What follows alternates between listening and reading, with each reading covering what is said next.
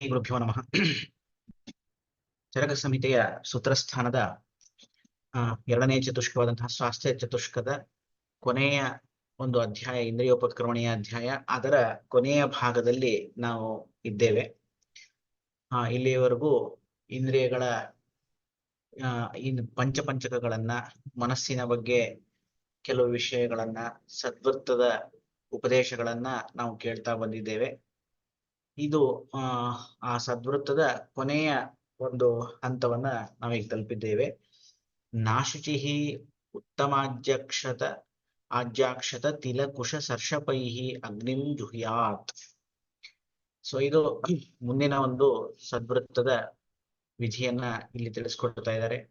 ನ ಅಶುಚಿಹಿ, ಅಶುಚಿಯಾಗಿ ಇದ್ದಂತಹ ಅವಸ್ಥೆಯಲ್ಲಿ, ಶುಚಿಯಾದಂತಹ ಅವಸ್ಥೆ ಇಲ್ಲದಿರುವಂತಹ ಒಂದು ಸಂದರ್ಭದಲ್ಲಿ ಉತ್ತಮ ಆಜ್ಯ ಅಂತಂದ್ರೆ ಉತ್ತಮವಾದಂತಹ ಒಂದು ಆಜ್ಯ ಅಂದ್ರೆ ಸರ್ಪಿ ಅಥವಾ ಘೃತ ಅಂತ.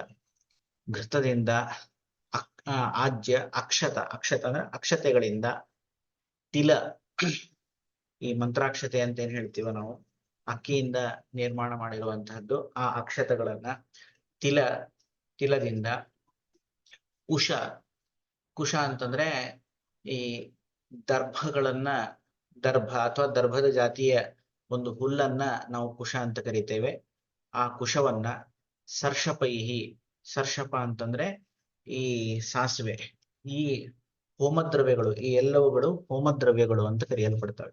ಅಂದ್ರೆ ಇಲ್ಲಿ ಯಾವುದೇ ಒಂದು ನಾವು ಹೋಮಗಳನ್ನ ಮಾಡುವಂತಹ ಸಂದರ್ಭದಲ್ಲಿ ಈ ಎಲ್ಲ ದ್ರವ್ಯಗಳಿಂದ ನಾವೇನ್ ಮಾಡ್ತೀವಿ ಅಂದ್ರೆ ಹೋಮವನ್ನ ಮಾಡ್ತೀವಿ. ಯಾವುದು? ಆಜ್ಯ, ಅಕ್ಷತ, ತಿಲ, ಕುಶ, ಸರ್ಷಪ, ಇವುಗಳನ್ನ ಅಗ್ನಿಯಲ್ಲಿ ಮಂತ್ರೋಚ್ಚಾರಣ ಪೂರ್ವಕವಾಗಿ ನಾವು ಹೋಮವನ್ನ ಮಾಡ್ತೀವಿ. ಇಲ್ಲೇನ್ ಹೇಳ್ತಿದ್ದಾರೆ? ನಾಶುಚಿಹಿ ಉತ್ತಮಾಜ್ಯಾಕ್ಷತ ತಿಲ ಕುಶ ಸರ್ಷಪೈಹಿ ಅಗ್ನಿಂ ಜುಹ್ಯಾತ್. ಅಗ್ನಿಯಲ್ಲಿ ಆಹುತಿಯನ್ನ ಕೊಡಬಾರದು. ಯಾವಾಗ ಕೊಡಬಾರ್ದು? ನ ಅಶುಚಿಹಿ, ಅಶುಚಿಯಾಗಿರ್ತಕ್ಕಂತಹ ಒಂದು ಅವಸ್ಥೆ ಏನಿದೆ, ಅಶೌಚ ಇದ್ದಂತಹ ಅವಸ್ಥೆಯಲ್ಲಿ ಶ್ರೇಷ್ಠ ಗುಣವುಳ್ಳಂತಹ ಆಜ್ಯ, ಅಕ್ಷತ, ತಿಲ, ಕುಶ, ಸರ್ಷಪಗಳಿಂದ ಅಗ್ನಿಯಲ್ಲಿ ಹೋಮ ಮಾಡಬೇಡಿ ಅಂತ ಇಲ್ಲಿ ನಮಗೆ ತಿಳಿಸ್ತಾ ಇದ್ದಾರೆ. ಆತ್ಮಾನಂ ಆಶೀಭಿಹಿ ಆಶಿಷಾನಃ. ಆತ್ಮಾನಂ, ತನ್ನನ್ನು ತಾನು, ಆಶೀರ್ವಚನ ಅಂದ್ರೆ ಉತ್ತಮವಾದಂತಹ ಈ ಮಂತ್ರಗಳಿಂದ ಆಶೀರ್ವಾದ ಮಾಡುವಂತಹ ಏನೊಂದು ಮಂತ್ರಗಳಿರುತ್ತೆ, ಅಥವಾ ಒಳ್ಳೆಯ ಬಯಕೆಯ ಮಂತ್ರಗಳೇನಿರುತ್ತೆ ಅವುಗಳನ್ನ ಉಚ್ಚಾರಣೆ ಮಾಡ್ತಾ ನಾವು ಸ್ನಾನವನ್ನ ಮಾಡಬೇಕು ಅನ್ನುವಂತಹ ವಿಧಾನವನ್ನು ಮುಂದೆ ಹೇಳ್ತಾ ಇದ್ದಾರೆ. ಅಗ್ನಿರ್ಮೇ ನೋಪಾಗಚ್ಚೆ ಶರೀರಾತ್, ವಾಯುರ್ಮೇ ಪ್ರಾಣಾನ್ ಆದದಾತು, ವಿಷ್ಣುರ್ಮೇ ಬಲಮಾದದಾತು, ಇಂದ್ರೋ ಮೇ ವೀರ್ಯಂ, ಶಿವಾಂ ಮಾಂ ಪ್ರವಿಶಂತ್ಯಾಪೋ ಹಿಷ್ಟ ಇತ್ಯಪಃ ಸ್ಪೃಶೇತ್. ದ್ವಿಹಿ ಪರಿಮೃಜ್ಯ ಓಷ್ಟೌ ಪಾದೌ ಚ ಅಭ್ಯುಕ್ಷ ಮೂರ್ಧನಿ ಖಾನಿ ಚ ಉಪಸ್ಪೃಶೇತ್ ಅದ್ವಿಹಿ ಆತ್ಮಾನಂ ಹೃದಯಂ ಶಿರಶ್ಚ. ಇಲ್ಲಿ ಈ ಮಂತ್ರಗಳನ್ನ, ಯಾವ ಮಂತ್ರ? ಅಗ್ನಿರ್ಮೇ ನೋಪಾಗಚ್ಚೆ ಶರೀರಾತ್. ಅಗ್ನಿ ನಮ್ಮ ದೇಹವನ್ನು ಬಿಟ್ಟು ಆಚೆ ಹೋಗದಿರಲಿ ಅಂತಂತ ನಾವು ಅಗ್ನಿಯನ್ನ ಪ್ರಾರ್ಥನೆ ಮಾಡ್ತಾ ಇದ್ದೀವಿ. ಆ ಅಗ್ನಿ ಶರೀರದಿಂದ ಆಚೆ ಹೋಗದೆ ಇರ್ಲಿ ಅಂತಂದ್ರೆ ಏನರ್ಥ ಅಂದ್ರೆ, ಅಗ್ನಿಯು ಶರೀರದಲ್ಲಿ ವಾಸ ಮಾಡ್ಲಿ, ಇಲ್ಲೇ ಸರಿಯಾಗಿ ನಮ್ಮ ದೇಹದಲ್ಲಿ ಸ್ಥಿತವಾಗಿರ್ಲಿ ಅಂತ. ವಾಯುರ್ಮೇ ಪ್ರಾಣಾನಾದಧಾತು, ವಾಯು ನನಗೆ ಪ್ರಾಣಗಳನ್ನ ತಂದುಕೊಡ್ಲಿ ಅಂತ.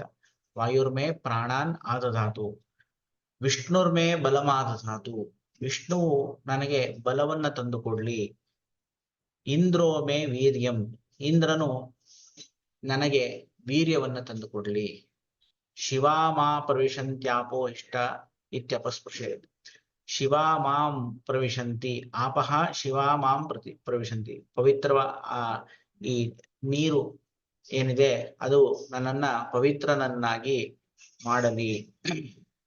ಆಪೋಹಿಷ್ಟ ಇತ್ಯಪಸ್ಪೃಶೇತ್. ಆಪೋಹಿಷ್ಟ ಮಂತ್ರಗಳಿಂದ, ಆಪೋಹಿಷ್ಟಾಮಯೋ ಭುವಃ ತಾನು ಊರ್ಜೆ ದಧಾತನ ಮಹಿರಣಾಯ ಚಕ್ಷಸೆ ಯೋಗಶಿವತಮೋರಸಃ, ಈ ರೀತಿಯಾಗಿ ಒಂದು ವೇದ ಮಂತ್ರ ಇದೆ. ಆ ಆಪೋಹಿಷ್ಟ ಮಂತ್ರವನ್ನ ಹೇಳ್ತಾ ಹೇಳ್ತಾ ನಾವು ಸ್ನಾನವನ್ನ ಮಾಡಬೇಕು. ಆ ಸ್ನಾನ ಮಾಡಬೇಕಾದ್ರೆ ಈ ಎಲ್ಲ ದೇವತೆಗಳು ನನಗೆ ಒಳ್ಳೆಯದನ್ನು ಮಾಡ್ಲಿ, ಅಗ್ನಿ ನನ್ನ ಶರೀರದಲ್ಲಿ ಇರ್ಲಿ, ವಾಯು ಪ್ರಾಣಗಳನ್ನ ತಂದುಕೊಡ್ಲಿ, ವಿಷ್ಣು ಬಲವನ್ನ ತಂದುಕೊಡ್ಲಿ, ಇಂದ್ರ ವೀರ್ಯವನ್ನು ಕೊಡ್ಲಿ, ಈ ನೀರು ನನಗೆ ಮಂಗಳವನ್ನುಂಟು ಮಾಡ್ಲಿ ಅಂತ ಆ ತನಗೆ ಒಳ್ಳೆಯ ಅಭಿಶಂಸನವನ್ನ ಮಾಡ್ತಾ ಒಳ್ಳೆಯದನ್ನ ಬಯಸ್ತಾ ಸ್ನಾನವನ್ನ ಮಾಡಬೇಕು. ದ್ವಿಹಿ ಪರಿಮೃಜ್ಯ ಓಷ್ಠವು, ಓಷ್ಠ ಅಂದ್ರೆ ನಮ್ಮ ತುಟಿ, ಅಲ್ಲಿ 2 ಬಾರಿ ಆಚಮನ ಮಾಡಬೇಕು ಅಂತ. ದ್ವಿಹಿ ಪರಿಮೃಜ್ಯ ಓಷ್ಠವು ಪಾದೌಚ ಅಭ್ಯುಕ್ಷ, 2 ಪಾದಗಳನ್ನ ಪ್ರಕ್ಷಾಳನ ಮಾಡಿ, 2 ಪಾದ ಪ್ರಕ್ಷಾಳನವನ್ನ ಮಾಡಿ, ಮೂರ್ಧನಿ ಖಾನಿ, ಮೂರ್ಧ ಅಂತಂದ್ರೆ ಶಿರಸ್ಸು, ಶಿರಸ್ಸಿನಲ್ಲಿರ್ತಕ್ಕಂತಹ ಖಾನಿ ಅಂದ್ರೆ ಸ್ರೋತಸ್ಸುಗಳು, ಶಿರಸ್ಸಿನಲ್ಲಿ ಇರ್ತಕ್ಕಂತಹ ಸ್ರೋತಸ್ಸುಗಳೇನಿದೆ, ಕಣ್ಣು ಮೂಗು ಕಿವಿ ಬಾಯಿ, ಇವುಗಳನ್ನ ಏನ್ ಮಾಡ್ಬೇಕು, ಉಪಸ್ಪೃಶ್ಯ, ಅವುಗಳನ್ನ ಚೆನ್ನಾಗಿ ತೊಳೆದುಕೊಂಡು, ಅದ್ವಿಹಿ ಆತ್ಮಾನಂ, ಮತ್ತೆ ನೀರಿನಿಂದ ಹೃದಯವನ್ನ ಮತ್ತೆ ಶಿರಸ್ಸನ್ನ ನಾವು ಮುಟ್ಕೊಳ್ಬೇಕು. ಸೊ ಇಷ್ಟು ಮುಟ್ಕೊಂಡ್ರೆ ಸ್ನಾನವನ್ನು ಮಾಡ್ಬೇಕಾದ್ರೆ ಇವುಗಳನ್ನೆಲ್ಲ ಚೆನ್ನಾಗಿ ತೊಳೆದುಕೊಳ್ಬೇಕು ಅಂತ. ಇವುಗಳನ್ನ ತೊಳೆಯುತ್ತಾ ದೇವತೆಗಳನ್ನ ಪ್ರಾರ್ಥನೆ ಮಾಡ್ತಾ ನಾವು ಸ್ನಾನವನ್ನ ಮಾಡಬೇಕು ಅಂತ ಈ ಒಂದು ಸೂತ್ರದಲ್ಲಿ ನಮಗೆ ತಿಳಿಸ್ಕೊಡ್ತಾ ಇದ್ದಾರೆ. ಉತ್ತಮಾಜ್ಯಂ ಗೋಸರ್ಪಿಹಿ, ಉತ್ತಮಾಜ್ಯ ಶಬ್ದದಿಂದ ನಾವು ಏನನ್ನ ತಿಳಿಬೇಕು ಅಂತಂದ್ರೆ ಗೋಸರ್ಪಿ. ಯಾಕಂದ್ರೆ ನಮ್ಮಲ್ಲಿ ಸರ್ಪಿಯಲ್ಲಿ 8 ವಿಧಗಳನ್ನ ಹೇಳ್ತಾರೆ. ಸೊ ಅದರಲ್ಲಿ ಶ್ರೇಷ್ಠವಾದಂತಹದ್ದು ಯಾವುದು ಅಂತಂದ್ರೆ ಗೋಸರ್ಪಿ. ಹಾಗಾಗಿ ಉತ್ತಮಾಜ್ಯ ಅನ್ನೋ ಶಬ್ದಕ್ಕೆ ಗೋಸರ್ಪಿ ಅಂತ ಅಭಿಪ್ರಾಯ. ಆಶೀಭಿಹಿ ಆಶಸಾನಃ ಇತಿ ಛೇದ. ಆಶೀಭಿಹಿ ಆಶಸಾನಃ ಅಂತಂದ್ರೆ ಆಶೀರ್ವಚನಗಳೇನಿರುತ್ತೆ ಅವುಗಳನ್ನ ಹೇಳುತ್ತಾ ಅಂತ. ಸೊ ಮುಂದಿಂದು ಮಂತ್ರ ಇರೋದ್ರಿಂದ ಇಲ್ಲಿಗೆ ನಿಲ್ಲಿಸ್ಕೊಂಡು ಮುಂದಿನ ಮಂತ್ರಗಳನ್ನ ನಾವು ತಿಳಿಬೇಕು. ಅಗ್ನಿರ್ಮೇ ಇತ್ಯಾದಿನ ಆಪೋ ಇಷ್ಟ ಇತ್ಯಂತಹ ಸ್ನಾನ ಮಂತ್ರ. ಅಗ್ನಿರ್ಮೇ ನಾಪಗಚ್ಚೇತ್ ಶರೀರಾದ್ ವಾಯುರ್ಮೇ ಪ್ರಾಣಾನಾದಧಾತು ವಿಷ್ಣುರ್ಮೇ ಬಲಮಾದಧಾತು ಇಂದ್ರೋ ಮೇ ವೀರ್ಯಂ ಶಿವಾಮಾಂ ಪ್ರವಿಶಂತ್ಯಾಪಃ ಅಪೋಹಿಷ್ಟ. ಇಲ್ಲಿಯವರೆಗೆ ಇದು ಸ್ನಾನದ ಮಂತ್ರ. ಈ ಮಂತ್ರವನ್ನ ಹೇಳ್ತಾ ಹೇಳ್ತಾ ನಾವು ಸ್ನಾನವನ್ನ ಮಾಡಬೇಕು ಅಂತ. ಸೊ ಒಟ್ಟು ಇಷ್ಟನ್ನ ಇಲ್ಲಿ ಪ್ರಕರಣದಲ್ಲಿ ತಿಳಿಸ್ಕೊಟ್ಟಿದ್ದಾರೆ. ಇನ್ನ ಮುಂದಿನ ಒಂದು ಸೂತ್ರ ಬ್ರಹ್ಮಚರ್ಯ ಜ್ಞಾನ ದಾನ ಮೈತ್ರಿ ಕಾರುಣ್ಯ ಹರ್ಷ ಉಪೇಕ್ಷಾ ಪ್ರಶಮ ಪರಶ್ಚ ಸ್ಯಾದಿತಿ. ಬ್ರಹ್ಮಚರ್ಯ ಅಂತಂದ್ರೆ ಬ್ರಹ್ಮಚರ್ಯಕ್ಕೆ ಅನೇಕ ವಿಧವಾದಂತಹ ಅರ್ಥ ಇದೆ. ಶಬ್ದಕ್ಕೆ ಬ್ರಹ್ಮ ಅಂತಂದ್ರೆ ಭಗವಂತ, ಅವನನ್ನು ಕುರಿತಾಗಿ ನಾವು ಏನೊಂದು ಚರ್ಯ ನಮ್ಮ ಆಕ್ಟಿವಿಟೀಸ್ ಮಾಡ್ತೀವೋ ಅದನ್ನ ಬ್ರಹ್ಮಚರ್ಯ ಅಂತ ಕರೀತಾರೆ. ಬ್ರಹ್ಮಚರ್ಯ ಅದು ಕೂಡ ಬ್ರಹ್ಮಚರ್ಯ. ಆ ಬ್ರಹ್ಮನನ್ನ ತಿಳಿಬೇಕು ಅಂತಂದ್ರೆ ಹೇಗೆ? ಜ್ಞಾನದಿಂದ ತಿಳಿಬೇಕು. ಹಾಗಾಗಿ ಬ್ರಹ್ಮ ಶಬ್ದಕ್ಕೆ ಜ್ಞಾನ ಅಂತ. ಈಗ ಬ್ರಾಹ್ಮೇ ಮುಹೂರ್ತ ಉತ್ತಿಷ್ಠೇತ್ ಅನ್ನುವಲ್ಲಿ ಬ್ರಾಹ್ಮ ಅಂತಂದ್ರೆ ಏನು ಅಂತಂದ್ರೆ ಜ್ಞಾನ ಅಂತ ಹೇಳ್ತಾರೆ. ಸೊ ಬ್ರಹ್ಮ ಶಬ್ದಕ್ಕೆ ಜ್ಞಾನ ಅಂತನೂ ಅರ್ಥ ಇದೆ. ಆ ಜ್ಞಾನಕ್ಕೋಸ್ಕರ ನಾವು ಏನೊಂದು ಪ್ರಯತ್ನ ಮಾಡ್ತೀವಿ ಅದನ್ನು ಕೂಡ ಬ್ರಹ್ಮಚರ್ಯ ಅಂತ ಕರೀತಾರೆ. ಇನ್ನ ಆ ಜ್ಞಾನವನ್ನು ಪಡಿಬೇಕಾದ್ರೆ ನಾವು ಶರೀರದ ಕೆಲವು ನಿಯಮಗಳನ್ನ ಅನುಸರಣೆ ಮಾಡಬೇಕು. ಅದನ್ನು ಕೂಡ ಬ್ರಹ್ಮಚರ್ಯ ಅಂತ ಕರೀತಾರೆ. ಸೊ ಹೀಗಾಗಿ ನಮ್ಮ ಏನಂತಾರೆ, ಒಟ್ಟು ಇಲ್ಲಿ ಹೇಳೋ ತಾತ್ಪರ್ಯ ಏನಂತಂದ್ರೆ ಬ್ರಹ್ಮಚರ್ಯ ಅಂತಂದ್ರೆ ಒಂದು ಮೈಥುನಾದ್ವಿರತಿ ಅಂತ, ಮೈಥುನಾದಿಗಳನ್ನ ಮಾಡದೇ ಇರುವಂತಹದ್ದು ಕೂಡ ಬ್ರಹ್ಮಚರ್ಯ ಅಂತ ಕರೆಯಲ್ಪಡುತ್ತೆ. ಮತ್ತೆ ಜ್ಞಾನಕ್ಕೋಸ್ಕರ ಮಾಡತಕ್ಕಂತಹ ಚಟುವಟಿಕೆಗಳು ಅವುಗಳನ್ನು ನಾವು ಬ್ರಹ್ಮಚರ್ಯ ಅಂತ ಹೇಳ್ತೀವಿ. ಸೊ ಬ್ರಹ್ಮಚರ್ಯ ಪರಶ್ಚ ಸ್ಯಾದಿತಿ, ಬ್ರಹ್ಮಚರ್ಯವನ್ನ ನಾವು ಸರಿಯಾಗಿ ಪಾಲನ ಮಾಡಬೇಕು ಅಂತ. ಇನ್ನ ಜ್ಞಾನ ಪರಶ್ಚ ಸ್ಯಾತ್, ಯಾವಾಗಲೂ ಜ್ಞಾನದ ಸಂಪಾದನೆಯಲ್ಲಿ ನಾವು ನಮ್ಮನ್ನು ನಾವು ತೊಡಗಿಸ್ಕೊಳ್ತಾ ಇರಬೇಕು. ಪ್ರತಿ ಕ್ಷಣದಲ್ಲೂ ಕೂಡ ವಿದ್ಯೆಯನ್ನ ಅರ್ಜನ ಮಾಡಬೇಕು ಅಂತ ಶಾಸ್ತ್ರಗಳು ಹೇಳ್ತಾ ಇರ್ತವೆ. ಹಾಗಾಗಿ ಜ್ಞಾನಪರರಾಗಿರ್ಬೇಕು. ಇನ್ನ ದಾನ ಮಾಡಬೇಕು. ಯಾರಿಗೆ ಏನಂತಾರೆ ಅವಶ್ಯಕತೆ ಇರ್ತದೆ, ಅಂಥ ವ್ಯಕ್ತಿಗಳಿಗೆ ನಾವು ದಾನವನ್ನು ಮಾಡಬೇಕು. ನಮ್ಮಲ್ಲಿ ಇರ್ತಕ್ಕಂತಹ ಏನೊಂದು ಸೊತ್ತಿರುತ್ತೆ, ಅದನ್ನ ಇನ್ನೊಬ್ಬರ ಶ್ರೇಯಸ್ಸಿಗೋಸ್ಕರ, ಇನ್ನೊಬ್ಬರಿಗೋಸ್ಕರ ಅದನ್ನ ದಾನ ಮಾಡುವಂತಹ ಬುದ್ಧಿಯನ್ನ ಹೊಂದಿರಬೇಕು. ಮೈತ್ರಿ, ಮೈತ್ರಿ ಅಂತಂದ್ರೆ ಎಲ್ಲ ಭೂತಗಳಲ್ಲಿ ಮಿತ್ರತ್ವ, ಅಂದ್ರೆ ತನ್ನನ್ನು ತಾನು ಹೇಗೆ ರಕ್ಷಣೆ ಮಾಡ್ಕೋತಾನ ಅದೇ ರೀತಿಯಾಗಿ ಇನ್ನೊಬ್ಬರನ್ನು ಕೂಡ ಕಾಣಬೇಕು. ತನ್ನನ್ನು ತಾನು ಹೇಗೆ ಕಾಣ್ತಾ ಇರ್ತಾನೋ ಅದೇ ರೀತಿಯಾಗಿ ಬೇರೆಯವರನ್ನು ಕಾಣುವುದನ್ನ ಮೈತ್ರಿ ಅಂತ ಹೇಳ್ತೀವಿ. ಆ ಮೈತ್ರಿ ಎಲ್ಲ ಭೂತಗಳಲ್ಲಿ ಇಟ್ಕೊಂಡಿರ್ಬೇಕು. ಕಾರುಣ್ಯ, ಕಾರುಣ್ಯ ಅಂತಂದ್ರೆ ಕರುಣೆಯ ಭಾವವನ್ನ ಕಾರುಣ್ಯ ಅಂತ ಹೇಳ್ತೀವಿ. ಎಲ್ಲಾ ಭೂತಗಳಲ್ಲಿ ಕರುಣೆಯನ್ನ ಇಟ್ಕೊಂಡಿರ್ಬೇಕು. ಹರ್ಷ, ಹರ್ಷ ಅಂತಂದ್ರೆ ಸಂತೋಷದಿಂದ ಕೂಡಿರುವಂತಹದ್ದು, ಸಂತೋಷದಿಂದ ಇರುವಂತಹ ಒಂದು ಪ್ರವೃತ್ತಿಯನ್ನ ನಾವು ಇಟ್ಕೊಂಡಿರ್ಬೇಕು. ಉಪೇಕ್ಷಾ, ಅಂದ್ರೆ ಉಪ ಸಮೀಪೆ, ಈ ಕ್ಷಣ ಅಂದ್ರೆ ಎಲ್ಲ ವಿಷಯಗಳನ್ನ ಹತ್ತಿರದಿಂದ ಗಮನಿಸ್ಬೇಕು. ಅಲ್ಲಿ ಏನ್ ನಡೀತಾ ಇದೆ, ಅದು ಯಾವ್ದಕ್ಕೋಸ್ಕರ ನಡೀತಾ ಇದೆ, ಅದರಿಂದ ಅದು ನಮಗೇನ್ ತಿಳಿಸ್ಕೊಡ್ತಾ ಇದೆ, ಆ ರೀತಿಯಾಗಿ ಮುಂತಾಗಿ ನಾವು ಎಲ್ಲ ವಿಷಯಗಳನ್ನ ತುಂಬಾ ತೀರಾ ಹೆಚ್ಚು ಗಮನ ಇಟ್ಟು ನೋಡಬೇಕು. ಮತ್ತೆ ಪ್ರಶಮ ಪರಶ್ಚ ಸ್ಯಾತ್, ಇದು ವೈದ್ಯರಿಗೆ ಹೇಳುವಂತಹದ್ದು. ಯಾವುದೇ ವಿಧವಾದಂತಹ ರೋಗಗಳಿದ್ದಾಗ, ರೋಗ ರುಜಿನಗಳಿದ್ದಾಗ ಅವುಗಳನ್ನ ಪ್ರಶಮನ ಮಾಡುವಂತಹ ನಿಟ್ಟಿನಲ್ಲಿ ನಾವಿರ್ಬೇಕು. ಯಾವಾಗಲೂ ಪ್ರಶಮ ಆಗುವ ತರ ನಾವು ನೋಡ್ಕೊಳ್ಬೇಕು ಅಂತ. ಸೊ ಎಷ್ಟು ಸಾಮಾನ್ಯವಾದಂತಹ ಒಂದು ಕನ್ಕ್ಲೂಷನ್ ಅನ್ನ ಇಲ್ಲಿ ಕೊಡ್ತಾ ಇದ್ದಾರೆ, ಉಪಸಂಹಾರ ಮಾಡ್ತಾ ಇದ್ದಾರೆ. ಬ್ರಹ್ಮಚರ್ಯ, ಜ್ಞಾನ, ದಾನ, ಮೈತ್ರಿ, ಕಾರುಣ್ಯ, ಹರ್ಷ, ಉಪೇಕ್ಷಾ, ಪ್ರಶಮಪರಶ್ಚ ಸ್ಯಾತ್. ಇಲ್ಲಿ ಚಕ್ರಪಾಣಿಯ ವ್ಯಾಖ್ಯಾನವನ್ನು ನೋಡೋದಾದ್ರೆ, ಮೈತ್ರಿ ಸರ್ವಭೂತೇಷು ಆತ್ಮನಿ ಇವ ಅಪ್ರತಿಕೂಲ ಪ್ರವೃತ್ತಿ. ಮೈತ್ರಿ ಶಬ್ದಕ್ಕೆ ಏನ್ ಅರ್ಥ ಅಂತಂದ್ರೆ, ಸರ್ವಭೂತೇಷು ಎಲ್ಲ ಭೂತಗಳಲ್ಲಿ, ಆತ್ಮನಿ ಇವ ತನ್ನಂತೆ, ಅಪ್ರತಿಕೂಲ ಪ್ರವೃತ್ತಿ, ಪ್ರತಿಕೂಲ ಅಂದ್ರೆ ವಿರೋಧಿಯಾದಂತಹ ಅಂತ ಅರ್ಥ. ಅಪ್ರತಿಕೂಲ ಅಂತಂದ್ರೆ ಅನುಕೂಲಕರವಾದಂತಹ ಪ್ರವೃತ್ತಿಯನ್ನ ನಾವು ಮಾಡ್ಬೇಕು. ಅಂದ್ರೇನು, ಎಲ್ಲ ಭೂತಗಳಲ್ಲಿ ನಾವು ನಮಗೋಸ್ಕರ ನಾವು ಮಾಡ್ಬೇಕಾದ್ರೆ ಯಾವ ರೀತಿಯಾಗಿ ಒಳ್ಳೆಯದನ್ನ, ನಮಗ್ ಒಳ್ಳೇದಾಗ್ಬೇಕು ಅನ್ನೋ ಉದ್ದೇಶದಿಂದ ಇಟ್ಕೊಂಡು ಕಾರ್ಯಪ್ರವೃತ್ತರಾಗ್ತೀವೋ, ಅದೇ ರೀತಿಯಾಗಿ ಬೇರೆ ಭೂತಗಳು ಕುರಿತಾಗಿ ನಾವು ಚಿಂತನೆ ಮಾಡ್ಬೇಕಾದ್ರೂ ಕೂಡ ಅವುಗಳಿಗೆ ಒಳ್ಳೇದಾಗ್ಲಿ ಅನ್ನುವಂತಹ ಪ್ರವೃತ್ತಿಯಿಂದ, ಉದ್ದೇಶದಿಂದ ಪ್ರವೃತ್ತಿಯನ್ನ ಮಾಡಬೇಕು ಅಂತ ಇಲ್ಲಿ ತಿಳಿಸ್ತಾ ಇದ್ದಾರೆ. ಇಲ್ಲಿ ಮೈತ್ರಿ ಶಬ್ದಕ್ಕೆ ಅನುಕೂಲಕರ ಪ್ರವೃತ್ತಿ ಅಂತ ಹೇಳಿದ್ರಲ್ಲ, ಇದಕ್ಕೆ ಚಕ್ರಪಾಣಿ ಒಂದು ಪ್ರಶ್ನೆಯನ್ನು ಉದ್ಬೋಧ ಮಾಡ್ತಾ ಇದ್ದಾರೆ. ಪ್ರಶ್ನೆಯನ್ನು ಉದ್ಬೋಧ ಮಾಡಿ ಅದಕ್ಕೆ ಸಮಾಧಾನವನ್ನು ಕೂಡ ಇಲ್ಲಿ ಹೇಳ್ತಾ ಇದ್ದಾರೆ. ನಾನು ಮೈತ್ರಿ ಪರಹ ಸ್ಯಾದಿತಿ ವಿರುದ್ಧಮೇತತ್. ಇಲ್ಲಿ ನೀವು ಮೈತ್ರಿಪರರಾಗಿರ್ಬೇಕು ಅಂತ ಏನ್ ಹೇಳ್ತಾ ಇದ್ದೀರೋ ಅದು ವಿರುದ್ಧವಾದಂತಹ ವಚನ.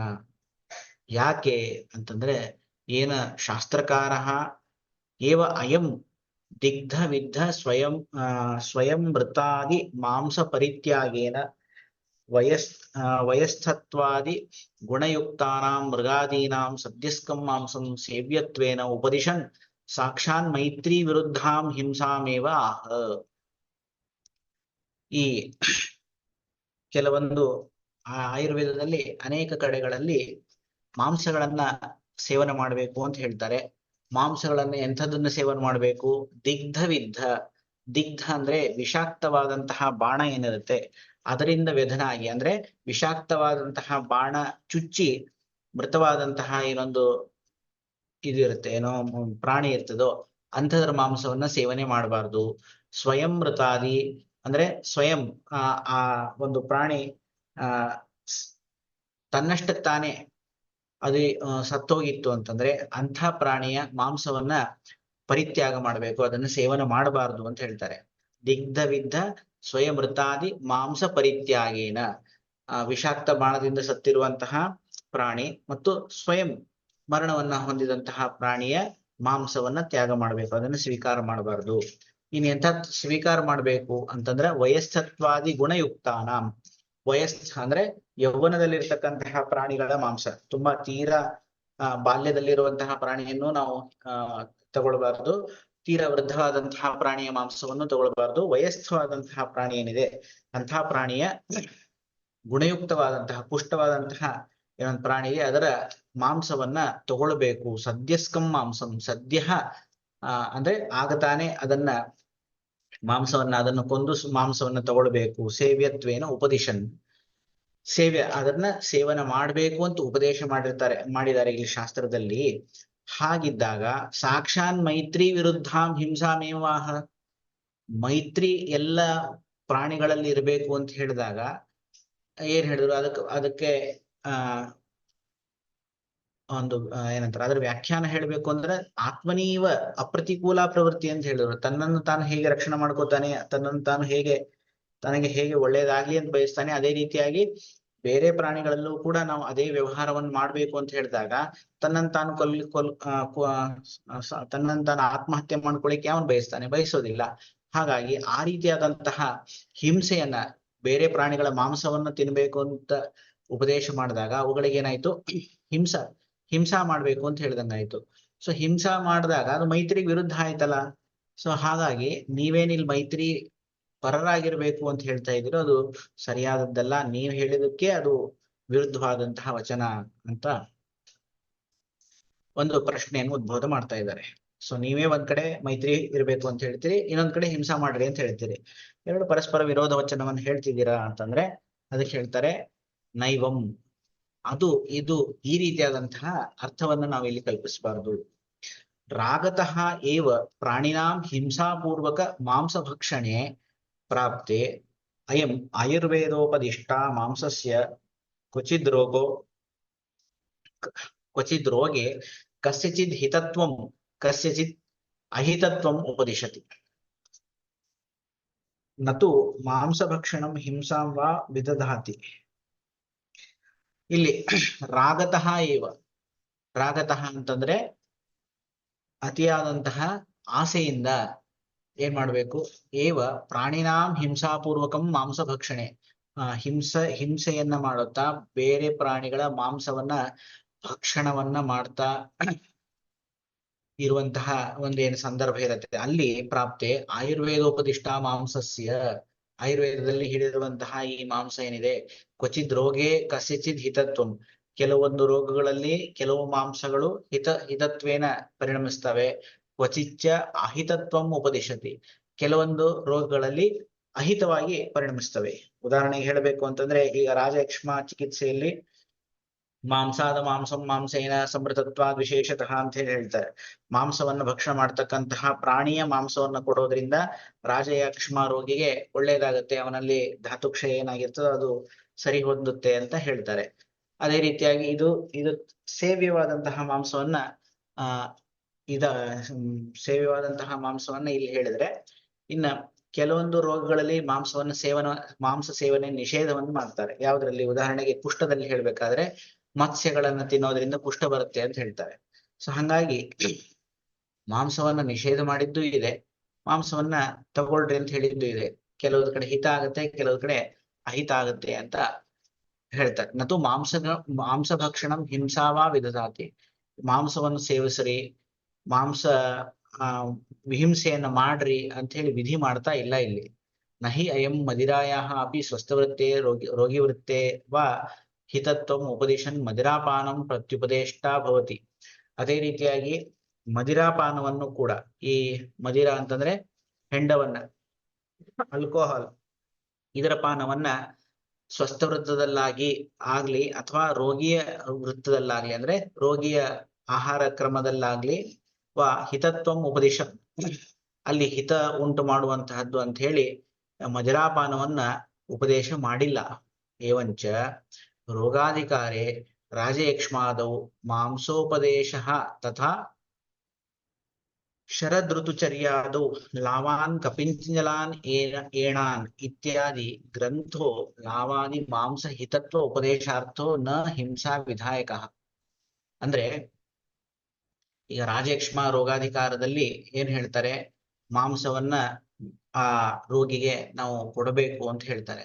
ಅದೇ ರೀತಿಯಾಗಿ ಶರದ್ ಋತುಚರ್ಯ ವಿಧಾನ ಮಾಡ್ಬೇಕಾದ್ರೆ ಲಾವಾನ್ ಕಪಿಂಜಲಾನ್ ಏಣಾನ್ ಅಂತ ಹೇಳಿ ಲಾವ ಕಪಿಂಜಲ ಏಣ ಇವುಗಳ ಮಾಂಸವನ್ನ ಭಕ್ಷಣ ಮಾಡಬೇಕು ಅಂತ ಋತುಚರ್ಯದಲ್ಲೂ ಕೂಡ ನಮಗೆ ತಿಳಿಸ್ಕೊಟ್ಟಿದ್ದಾರೆ. ಇತ್ಯಾದಿ ಗ್ರಂಥ ಲಾವಾದಿ ಮಾಂಸ ಹಿತತ್ವ ಉಪದೇಶಾರ್ಥೋ, ಅಲ್ಲಿ ಲಾವಾದಿ ಮಾಂಸಗಳು ಹಿತವನ್ನು ಉಂಟು ಮಾಡ್ತಾವಂತ ಹೇಳ್ತಿದ್ದಾರೆ ಹೊರತು ಅಲ್ಲಿ ಹಿಂಸಾ ವಿಧಾಯಕವಾದಂತಹದ್ದಲ್ಲ. ಅಂದ್ರೆ ಅದನ್ನ ಕೊಂದು ತಿನ್ರಿ ಅನ್ನೋ ಉದ್ದೇಶದಿಂದ ಹೇಳ್ತಿಲ್ಲ. ಲಾವ ಮತ್ತು ಕಪಿಂಜಲ ಏಣ ಇವುಗಳ ಮಾಂಸ ಹಿತವನ್ನು ಉಂಟು ಮಾಡ್ತದೆ ಅಂತ ಅಷ್ಟೇ ಹೇಳ್ತಿದ್ದಾರೆ ಹೊರತು ಅವುಗಳನ್ನು ಕೊಂದು ತಿನ್ರಿ ಅನ್ನುವಂತಹ ಏನೊಂದು ಉದ್ದೇಶದಿಂದ ಅಲ್ಲಿ ತಿಳಿಸ್ಕೊಡ್ತಾ ಇಲ್ಲ. ತೇನ ರೋಗಿಣಃ ಸ್ವಸ್ಥಾಶ್ಚ, ಇದರಿಂದ ಏನ್ ತಿಳಿದಂಗಾಯ್ತು ಅಂದ್ರೆ ರೋಗಿಗಳಾಗ್ಲಿ ಅಥವಾ ಸ್ವಸ್ಥರಾಗ್ಲಿ ಹಿಂಸಾಫಲ ಭಾಜೋ ಭವಂತ್ಯೇವ. ಹಾ ಅಂದ್ರೆ ಈ ರೀತಿಯಾಗಿ ಹಿಂಸಾ ವಿಧಾಯಕ ಇದರಿಂದ ಏನಾಯ್ತು ಹೇಳ್ದಂಗಾಯ್ತು ಅಂದ್ರೆ ರೋಗಿಗಳಾಗ್ಲಿ ಅಥವಾ ಸ್ವಸ್ಥರಾಗ್ಲಿ ಹಿಂಸಾಫಲ ಭಾಜ ಭವಂತ್ಯೇವ, ರೋಗಿಗಳಾಗ್ಲಿ ಸ್ವಸ್ಥರು ಇವರೇನು ಹಿಂಸಾಫಲ ಭಾಜರಾಗ್ತಾರೆ. ಅಂದ್ರೆ ಹಿಂಸೆಯ ಒಂದು ಫಲ ಏನಿದೆ, ಪಾಪ ಇದೆ, ಅದಕ್ಕೆ ಅವರು ಒಳಗಾಗ್ತಾರೆ. ಯಥಾ ಶೇನೇನ ಅಭಿಚರನ್ ಯಜೇತ, ಶೇನ ಅನ್ನುವಂತಹ ಒಂದು ಯಾಗ ಇದೆ. ಈ ಶತ್ರುಗಳನ್ನ ಸಂಹಾರ ಮಾಡಬೇಕು ಅಥವಾ ಶತ್ರುಗಳನ್ನ ನಾವು ನಿಗ್ರಹ ಮಾಡಬೇಕು ಅನ್ನುವಂತಹ ಇಚ್ಛೆಯನ್ನ ಯಾರು ಹೊಂದಿರ್ತಾರೋ ಅದು ಅವರು ಶೇನಯಾಗವನ್ನು ಮಾಡಬೇಕು ಅಂತ ಅದು ಧರ್ಮಶಾಸ್ತ್ರದಲ್ಲಿ ಮೀಮಾಂಸಾದಲ್ಲಿ ಹೇಳ್ತಾರೆ. ಆ ಶೇನಯಾಗವನ್ನು ಮಾಡಿದಾಗ ಏನಾಗುತ್ತೆ ಅಂತಂದ್ರೆ ಅಲ್ಲಿ ಪಶು ಬಲಿ ಇತ್ಯಾದಿಗಳನ್ನ ಕೊಡ್ಲಿಕ್ಕೆ ಆ ಶೇನಯಾಗದಲ್ಲಿ ವಿಧಾನ ಮಾಡಿದ್ದಾರೆ. ಇತ್ಯತ್ರ ಅಭಿಚಾರಸ್ಯ ಕಾಮತ ಏವ ಪ್ರಾಪ್ತತ್ವಾತ್ ಶೇನಸ್ಯ ಅಭಿಚಾರ ಸಾಧನತ್ವಾತ್ ಸಾಧನತ್ವ ಮಾತ್ರಮೇವ ವಿಧಿ ಬ್ರೂತೆ. ಅಲ್ಲಿ ಧರ್ಮಶಾಸ್ತ್ರದಲ್ಲೂ ಕೂಡ ಈ ಶೇನಾದಿ ಯಾಗಗಳಲ್ಲಿ ಪ್ರಾಣಿ ಬಲಿಯನ್ನು ಹೇಳ್ತಾರೋ ಅಲ್ಲಿ ಅಭಿಚಾರಸ್ಯ ಕಾಮತಃ ಏವ, ಅಲ್ಲಿ ಅಭಿಚಾರಿಕ ಕರ್ಮಗಳನ್ನು ಮಾಡ್ಬೇಕಾದ್ರೆ ಕಾಮತಃ ಏವ ಅಲ್ಲಿ ಬಯಕೆಯಿಂದಲೇನೆ, ಅಂದ್ರೆ ಯಾವುದೋ ಒಂದು ಬಯಕೆಯನ್ನು ಇಟ್ಕೊಂಡು ನಾವು ಈ ಒಂದು ಯಾಗವನ್ನು ಮಾಡ್ತಾ ಇರ್ತೀವಿ. ಆ ಯಾಗದ ಬಯಕೆಯಿಂದ ಅಂದ್ರೆ ಆ ಫಲದ ಬಯಕೆಯಿಂದ ಪ್ರಾಪ್ತತ್ವಾತ್ ಶೇನಸ್ಯ, ಈ ಶೇನಯಾಗ ಏನೋ ಒಂದು ಉದ್ದೇಶದಿಂದ ಮಾಡ್ತಾ ಇದ್ದಿದ್ದರಿಂದಾಗಿ ಅಭಿಚಾರ ಸಾಧನತ್ವ ಮಾತ್ರಮೇ ವಿಧಿರ್ಭೂತೆ, ಅದು ಯಾವುದೋ ಒಂದು ಸಾಧನಕ್ಕೋಸ್ಕರ ಮಾತ್ರ ಅಲ್ಲಿ ಏನ್ ಮಾಡ್ತಾ ಇದ್ದಾರೆ, ಶೇನಾದಿ ಯಾಗಗಳನ್ನು ವಿಧಿ ಮಾಡ್ತಾ ಇದ್ದಾರೆ. ತೇನ ಶೇನೇನ ಅಭಿಚಾರಕರಣೆ ಅಧರ್ಮೋ ಭವತ್ಯೇವ. ಈ ರೀತಿಯಾಗಿ ನಮ್ಮ ಇಷ್ಟಾರ್ಥಗಳನ್ನ ಪೂರೈಸುವುದಕ್ಕೋಸ್ಕರ ಮಾಡಿದಂತಹ ಈ ಒಂದು ಯಾಗ ಏನಿದೆ ಆ ಯಾಗದಿಂದ ಇಷ್ಟಾರ್ಥ ಫಲ ದೊರಕಬಹುದು. ಆದ್ರೆ ಅದರಿಂದ ಏನಾಗುತ್ತೆ ಅಂತಂದ್ರೆ ಯಾವುದೋ ವಿಧವಾದಂತಹ ಅಧರ್ಮಕ್ಕೆ ಅದು ಸಾಧನ ಅಂತ ಅನ್ನೋದು ಆಗೇ ಆಗುತ್ತೆ. ಅಯಂತು ಅತ್ರ ವಿಶೇಷ, ಇಲ್ಲಿ ಏನು ವಿಶೇಷ ಇದೆ ಅಂತ ಹೇಳ್ತಾ ಇದ್ದಾರೆ. ಅಂದ್ರೆ ಒಂದು ಇಚ್ಛೆಯನ್ನ ಮಾಡಿ ಯಾವುದೋ ಒಂದು ಅಭಿಲಾಷೆಯಿಂದ ಒಂದು ಪ್ರಾಣಿಯನ್ನ ಹಿಂಸೆ ಮಾಡಿದಾಗ ಆ ಪ್ರಾಣಿ ಹಿಂಸಾದಿಂದ ಬರ್ತಕ್ಕಂತಹ ಏನೊಂದು ಪಾಪ ಇದೆ ಆ ಪಾಪ ನಮಗೆ ಅಂಟಿಯೇ ಅಂಟುತ್ತೆ ಅನ್ನೋದನ್ನ ಇಲ್ಲಿ ತಿಳಿಸ್ಕೊಡ್ತಾ ಇದ್ದಾರೆ. ಆದ್ರೆ ಆ ಪಾಪ ಪುಣ್ಯಗಳ ಅಥವಾ ಧರ್ಮಾಧರ್ಮಗಳ ವಿಷಯವನ್ನ ನಾವು ಯಾವ ರೀತಿಯಾಗಿ ತಿಳ್ಕೋಬೇಕು ಅಂತಂದ್ರೆ ಅಯಂತು ಅತ್ರ ವಿಶೇಷ ಏನದು, ಯದಿ ಹಿಂಸೋಪಾರ್ಜಿತ ಮಾಂಸ ಯೋಗಂ ವಿನಾ ಪುರುಷೋ ನ ಜೀವತಿ ಅಥೋ ಹಿಂಸಾಂ ಕರೋತಿ ತದಾ ಸರ್ವತ್ರ ಆತ್ಮಾನಂ ಗೋಪಾಯಿತ ಇತಿ ವೇದವಚನ ವಿಹಿತತ್ವಾತ್ ತಥಾವಿಧ ಹಿಂಸಾ ನ ಪ್ರತ್ಯವಾಯ ಹೇತು. ಇಲ್ಲಿ ಏನ್ ವಿಶೇಷ ಅಂತಂದ್ರೆ ಈಗ ರೋಗಿಗಳಲ್ಲಿ ಮಾಂಸಗಳನ್ನು ಕೊಡಬೇಕು ಅಂತ ಹೇಳಿದ್ರು. ರೋಗಿಗಳಲ್ಲಿ ಮಾಂಸವನ್ನು ಕೊಡಬೇಕು ಅಂತಂದಾಗ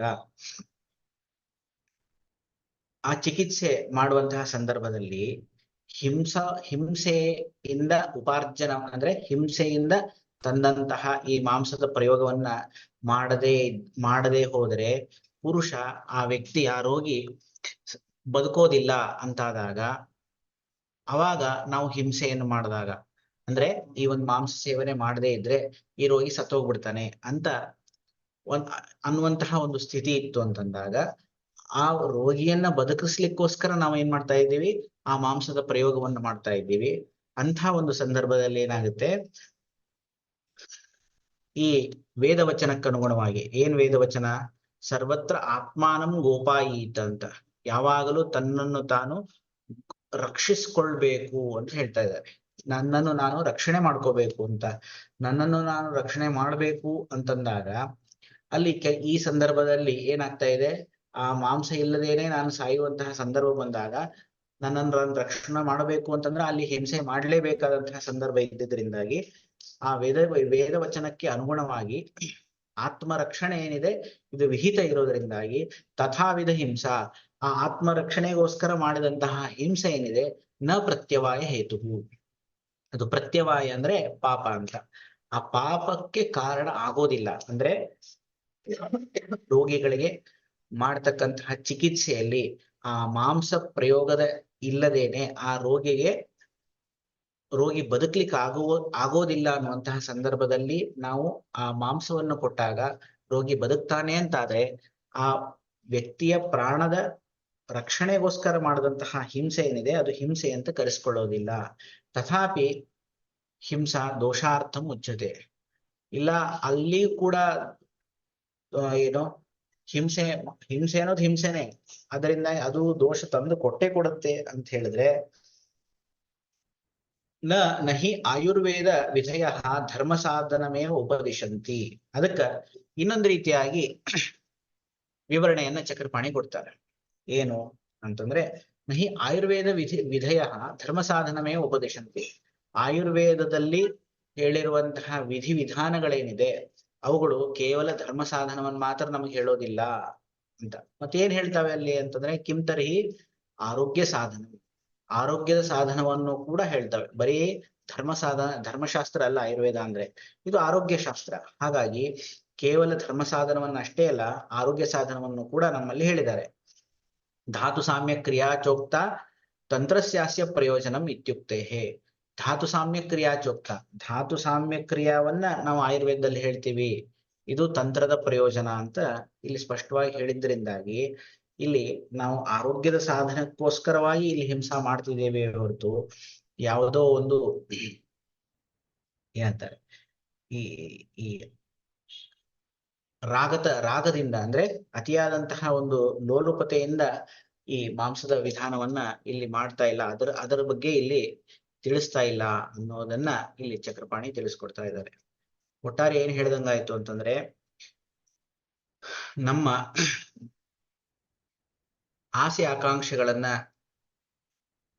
ತೀರಿಸ್ಕೊಳ್ಳಿಕ್ಕೆ ಮಾಡಿದಂತಹ ಹಿಂಸೆ ಏನಿದೆ ಅದು ಪಾಪಕ್ಕೆ ಸಾಧನವಾಗುತ್ತೆ. ಪ್ರಾಣ ರಕ್ಷಣೆಗೋಸ್ಕರ ಮಾಡಿದಂತಹ ಏನೊಂದು ಹಿಂಸೆ ಇದೆ ಅದು ಪಾಪ ಸಾಧನವಾಗೋದಿಲ್ಲ ಅನ್ನುವಂತಹ ವಿಷಯವನ್ನ ಇಲ್ಲಿ ತಿಳಿಸ್ಕೊಟ್ರು. ಅದಕ್ಕೋಸ್ಕರನೇ ಮೈತ್ರಿ ಅಂತಂದಾಗ ಎಲ್ಲ ಭೂತಗಳಲ್ಲಿ ಮೈತ್ರಿ ನಾವು ಇಟ್ಕೊಳ್ಬೇಕು. ಆದ್ರೆ ಯಾವಾಗ ನಮ್ಮ ಪ್ರಾಣಕ್ಕೆ ಒಂದು ಹಾನಿ ಆಗ್ತಾ ಇದೆ ಅನ್ನುವಂತಹ ಸಂದರ್ಭದಲ್ಲಿ ಆ ಸಂದರ್ಭದಲ್ಲಿ ಮಾಡದಂತಹ ಹಿಂಸೆ ಅದು ಹಿಂಸೆ ಅಂತ ಅನ್ನಿಸ್ಕೊಳ್ಳೋದಿಲ್ಲ, ಅದರಿಂದ ಅದು ಪಾಪ ಸಾಧನ ಆಗೋದಿಲ್ಲ ಅಂತ ಈ ವಿಷಯವನ್ನ ಇಲ್ಲಿ ಸ್ಪಷ್ಟಪಡಿಸಿದ್ರು. ಇನ್ನು ತತ್ರ ಶ್ಲೋಕ ಅನ್ನೋದರ ಮುಖಾಂತರ ಈ ಅಧ್ಯಾಯದಲ್ಲಿ ಏನೇನ ವಿವರಣೆಗಳನ್ನ ಕೊಟ್ಟಿದ್ದಾರೆ ಅದರ ಒಂದು ಸಂಗ್ರಹವನ್ನ ಇಲ್ಲಿ ಮಾಡ್ತಾ ಇದ್ದಾರೆ.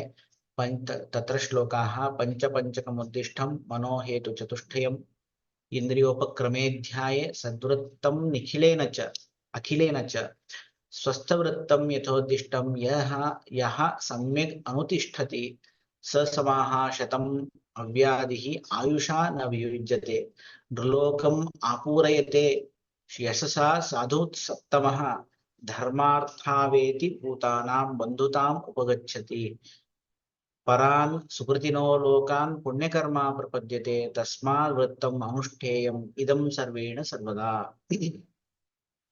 ಈ ಅಧ್ಯಾಯದಲ್ಲಿ ಏನ್ ಹೇಳ್ತಿದ್ದಾರೆ, ಪಂಚಪಂಚಕ ಮುದ್ದಿಷ್ಟಂ, ಪಂಚಪಂಚಕ ಏನೊಂದು ಹೇಳಿದ್ದಾರೆ ಅಂದ್ರೆ ಮೊದಲನೇದು ಇಂದ್ರಿಯಗಳು, ಇಂದ್ರಿಯ ಅಧಿಷ್ಠಾನ, ಇಂದ್ರಿಯ ಬುದ್ಧಿ, ಇಂದ್ರಿಯ ದ್ರವ್ಯಗಳು, ಆ ಒಂದು ಐದರ ಒಂದು ಗುಂಪು, ಐದು ಗುಂಪುಗಳನ್ನು ಹೇಳಿದ್ದಾರೆ, ಅವು ಪಂಚಪಂಚಕಗಳು. ಮನೋಹೇತು ಚತುಷ್ಟಯಂ, ಮನಸ್ಸು ಹೇತು ಚತುಷ್ಟಯ ಅಂತಂದ್ರೆ ಸಮ್ಯಕ್ ಯೋಗ, ಅತಿಯೋಗ, ಅಯೋಗ ಮತ್ತೆ ಮಿಥ್ಯಾಯೋಗ. ಈ ಹೇತು ಚತುಷ್ಟಯಗಳನ್ನ ತಿಳಿಸ್ಕೊಡ್ತಾ ಇದ್ದಾರೆ. ಅಂದ್ರೇನು, ಸಮ್ಯಕ್ ಯೋಗದಿಂದ ಇಂದ್ರಿಯಗಳಿಗೆ ಏನಾಗುತ್ತೆ, ಅಸಮ್ಯಕ್ ಯೋಗದಲ್ಲಿ 3 ಯಾವುದು, ಹೀನ, ಮಿಥ್ಯಾ, ಅತಿ ಅಂತ ಹೇಳಿ ಅವುಗಳಿಂದ ಯಾವ ಒಂದು ಪರಿಣಾಮಗಳು ಉಂಟಾಗ್ತವೆ ಅವುಗಳನ್ನು ತಿಳಿಸ್ಕೊಟ್ರು. ಇಂದ್ರಿಯೋಪಕ್ರಮೇಧ್ಯಾಯ ಸದ್ವೃತ್ತಂ ನಿಖಿಲೇನಚ, ಇಂದ್ರಿಯೋಪಕ್ರಮಣೀಯ ಅಧ್ಯಾಯದಲ್ಲಿ ಈ ಎಲ್ಲವುಗಳನ್ನು ತಿಳಿಸಿ ಸದ್ವೃತ್ತಂ ನಿಖಿಲೇನಚ, ಸಂಪೂರ್ಣವಾದಂತಹ ಸದ್ವೃತ್ತವನ್ನು ಕೂಡ ಇಲ್ಲಿ ತಿಳಿಸ್ಕೊಟ್ಟಿದ್ದಾರೆ. ಸ್ವಸ್ಥವೃತ್ತಂ ಯಥೋದ್ದಿಷ್ಟಂ, ಸ್ವಸ್ಥವೃತ್ತ ಯಥೋದ್ದಿಷ್ಟವಾದಂತಹ ಅಂದ್ರೆ ಇಲ್ಲಿ ತಿಳಿಸಿದಂತಹ ಸದ್ವೃತ್ತವನ್ನ ನಾವು ಸರಿಯಾಗಿ ಅನುಷ್ಠಾನ ಮಾಡಿದ್ದೇ ಆದರೆ, ಸ್ವಸ್ಥವೃತ್ತಂ ಯಥೋದ್ದಿಷ್ಟಂ ಯಹ ಸಮ್ಯಗ್ ಅನುತಿಷ್ಠತಿ, ಯಾರು ಈ ಸದ್ವೃತ್ತವನ್ನ ಯಥೋದ್ದಿಷ್ಟವಾದಂತಹ ಇಲ್ಲಿ ತಿಳಿಸಿದಂತಹ ಸ್ವಸ್ಥವೃತ್ತವನ್ನ ಸರಿಯಾಗಿ ಅನುಷ್ಠಾನ ಮಾಡ್ತಾರೋ, ಸ್ವಸ್ಥವೃತ್ತ ಅಂತಂದ್ರೆ ದಿನಚರ್ಯ, ಋತುಚರ್ಯ, ಸದ್ವೃತ್ತ 3 ಬಂತು, ಅವುಗಳನ್ನ ಸರಿಯಾಗಿ ಅನುಷ್ಠಾನ ಮಾಡ್ತಾರೋ, ಸ ಸಮಾಹ ಶತಂ ಅವ್ಯಾಧಿ ಆಯುಷಾ ನ ವಿಯುಜ್ಯತೆ, ಅವನು 100 ವರ್ಷ ಅವ್ಯಾಧಿ ಅಂದ್ರೆ ವ್ಯಾಧಿ ಇಲ್ಲದೇನೆ ಅಂದ್ರೆ ಆರೋಗ್ಯವಂತನಾಗಿ, ಆಯುಷಾನ ವಿಯುಜ್ಯತೆ ಆಯುಸ್ಸನ್ನ ಕಳೆದುಕೊಳ್ಳುವುದಿಲ್ಲ, ಅಂದ್ರೆ ಸಂಪೂರ್ಣವಾದಂತಹ ತನ್ನ ಆಯುಸ್ಸನ್ನ ತಾನು ಯಾವುದೇ ರೋಗ ರುಜಿನಗಳಿಲ್ಲದೆ ಬದುಕ್ತಾನೆ. ನೃಲೋಕಂ ಆಪೂರಯತೆ ಯಶಸಾ ಸಾಧುಸತ್ತಮಃ, ಅವನ ಯಶಸ್ಸಿನಿಂದ ಈ ಮನುಷ್ಯ ಲೋಕ ಏನಿದೆ ಅವುಗಳ ಅಲ್ಲಿ ಸರಿಯಾಗಿ ಬದುಕ್ತಾನೆ. ಸಾಧು ಸತ್ತಮಃ, ಸಾಧು ಸತ್ತಮಃ ಅಂತಂದ್ರೆ ಸಾಧುಗಳಲ್ಲಿ ಶ್ರೇಷ್ಠನಾದವನು ಅಂತ ಅನಿಸ್ಕೊಳ್ತಾನೆ.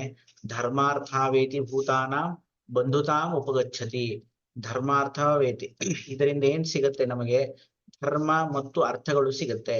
ಈ ಸ್ವಸ್ಥವೃತ್ತದ ಅನುಷ್ಠಾನದಿಂದ ಧರ್ಮ ಸಿಗತ್ತೆ, ಅರ್ಥ ಸಿಗತ್ತೆ, ಮತ್ತೆ ಭೂತಾನಾಂ ಬಂಧುತಾಂ ಉಪಗಚ್ಚತಿ, ಎಲ್ಲ ಭೂತಗಳಲ್ಲಿ ಬಂಧುತ್ವವನ್ನ ನಾವು ಹೊಂದುವಂತೆ ಆಗತ್ತೆ. ಅಂದ್ರೇನು, ಈ ಹಿಂದೆ ಹೇಳಿದ್ರಲ್ಲ ಮೈತ್ರಿ, ಕಾರುಣ್ಯ ಇತ್ಯಾದಿಗಳು, ಆ ಎಲ್ಲ ಗುಣಗಳನ್ನ ನಾವು ಅನುಷ್ಠಾನ ಮಾಡೋದ್ರಿಂದ ಏನಾಗುತ್ತೆ, ಎಲ್ಲ ಭೂತಗಳಲ್ಲಿ, ಭೂತ ಶಬ್ದದಿಂದ ಮನುಷ್ಯರು, ಪ್ರಾಣಿಗಳು ಎಲ್ಲವೂ ಬಂದು ಹೋಯ್ತು, ಆ ಎಲ್ಲರಲ್ಲೂ ಕೂಡ ಸ್ನೇಹವನ್ನ ಹೊಂದುತ್ತಾನೆ. ಪರಾನ್ ಸುಕೃತಿನೋ ಲೋಕಾನ್, ಇದು ಇಹದಲ್ಲಿ ಆದರೆ, ಇನ್ನ ಅವನ ದೇಹತ್ಯಾಗದ ನಂತರ ಪರಾನ್ ಸುಕೃತಿನೋ ಲೋಕಾನ್, ಸುಕೃತಿಗಳು ಅಂತಂದ್ರೆ ಯಾರು ಪುಣ್ಯವನ್ನ ಮಾಡ್ತಕ್ಕಂತಹ ಜನರಿದ್ದಾರೆ ಅವರನ್ನ ಸುಕೃತಿಗಳು ಅಂತ ಹೇಳ್ತಾರೆ. ಯಾವ ಒಳ್ಳೆಯ ಕರ್ಮಗಳನ್ನು ಮಾಡ್ತಕ್ಕಂಥವ್ರು, ಅವರು ಹೊಂದಬೇಕಾದಂತಹ ಲೋಕಗಳೇನಿದೆ, ಸ್ವರ್ಗಾದಿ ಲೋಕಗಳು, ಪರಾನ್ ಲೋಕಾನ್ ಶ್ರೇಷ್ಠವಾದಂತಹ ಲೋಕಗಳನ್ನ ಪುಣ್ಯಕರ್ಮ ಪ್ರಪದ್ಯತೆ, ಈ ಪುಣ್ಯಕರ್ಮನಾದಂತಹ ವ್ಯಕ್ತಿ ಏನಿದ್ದಾನೆ, ಯಾವನ ಈ ಸ್ವಸ್ಥವೃತ್ತವನ್ನ ಅನುಷ್ಠಾನ ಮಾಡ್ತಾ ಇದ್ದಾನೆ ಅವನು ಹೊಂದುತ್ತಾನೆ. ತಸ್ಮಾದ್ ವೃತ್ತಂ ಅನುಷ್ಠೇಯಂ, ಅದರಿಂದಾಗಿ ಈ ಸ್ವಸ್ಥವೃತ್ತವನ್ನ ಸರಿಯಾಗಿ ಅನುಷ್ಠಾನ ಮಾಡುವುದರಿಂದಾಗಿ ಇದಂ ಸರ್ವೇಣ ಸರ್ವದಾ, ಈ ಸದ್ವೃತ್ತವನ್ನ ಸರ್ವೇಣ ಎಲ್ಲ ಜನರು ಸರ್ವದಾ ಯಾವಾಗಲೂ ಅನುಷ್ಠೇಯಂ, ಇದಂ ಅನುಷ್ಠೇಯಂ, ಎಲ್ಲರೂ ಯಾವಾಗಲೂ ಈ ಸದ್ವೃತ್ತವನ್ನ ಅನುಷ್ಠಾನ ಮಾಡಬೇಕು. ಆ ಸ್ವಸ್ಥವೃತ್ತವನ್ನ ಅನುಷ್ಠಾನ ಮಾಡೋದ್ರಿಂದ, ಈ ಸ್ವಸ್ಥವೃತ್ತವನ್ನ ಅನುಷ್ಠಾನ ಮಾಡೋದ್ರಿಂದ ಏನಾಗುತ್ತೆ, ಇಹ ಪರ ಎರಡರಲ್ಲೂ ಕೂಡ ಅವರಿಗೆ ಶ್ರೇಯಸ್ಸು ಉಂಟಾಗ್ತದೆ ಅನ್ನುವಂತಹ ವಿಷಯವನ್ನ ಇಲ್ಲಿ ತಿಳಿಸ್ಕೊಡ್ತಾ ಇದ್ದಾರೆ. ಸಂಗ್ರಹೇ ಹೇತು ಚತುಷ್ಟಯಂ ಸಮಾಧಿಹೀನ ಮಿಥ್ಯಾ ಯೋಗ, ಇಲ್ಲಿ ಪಂಚಕ ಮುದ್ದಿಷ್ಟಂ ಮನೋ ಹೇತು ಚತುಷ್ಟಯಂ ಅಂತ ಹೇಳಿದ್ರು. ಈ ಹೇತು ಚತುಷ್ಟಯಗಳು ಯಾವುದು ಅಂತಂದ್ರೆ ಸಮ, ಅತಿ, ಹೀನ, ಮಿಥ್ಯ. ಸಮಯೋಗ, ಅತಿಯೋಗ, ಹೀನಯೋಗ, ಮಿಥ್ಯಾಯೋಗ, ಇವುಗಳನ್ನ ಹೇತು ಚತುಷ್ಟಯ ಅಂತ ಕರೆದಿದ್ದಾರೆ.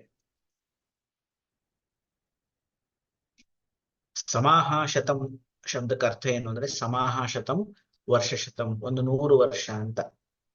ಯದ್ಯಪಿ ಸದ್ವೃತ್ತ ಅನುಷ್ಠಾನೇಪಿ ದೈವ ವಿಪರ್ಯೇಣ ಅಂತರಾ ಮರಣಂ ವ್ಯಾಧಯೋ ವಾ ಭವಂತಿ, ತಥಾಪಿ ಪ್ರಾಧಾನ್ಯಾತ್ ದೈವ ಕೃತ ವ್ಯಾಧೇಃ ಪುರುಷಾಪರಾಧ ವಿಷಯತ್ವಾದ್ ಉಕ್ತಂ ಸಮಾಹ ಶತಂ ಇತ್ಯಾದಿ.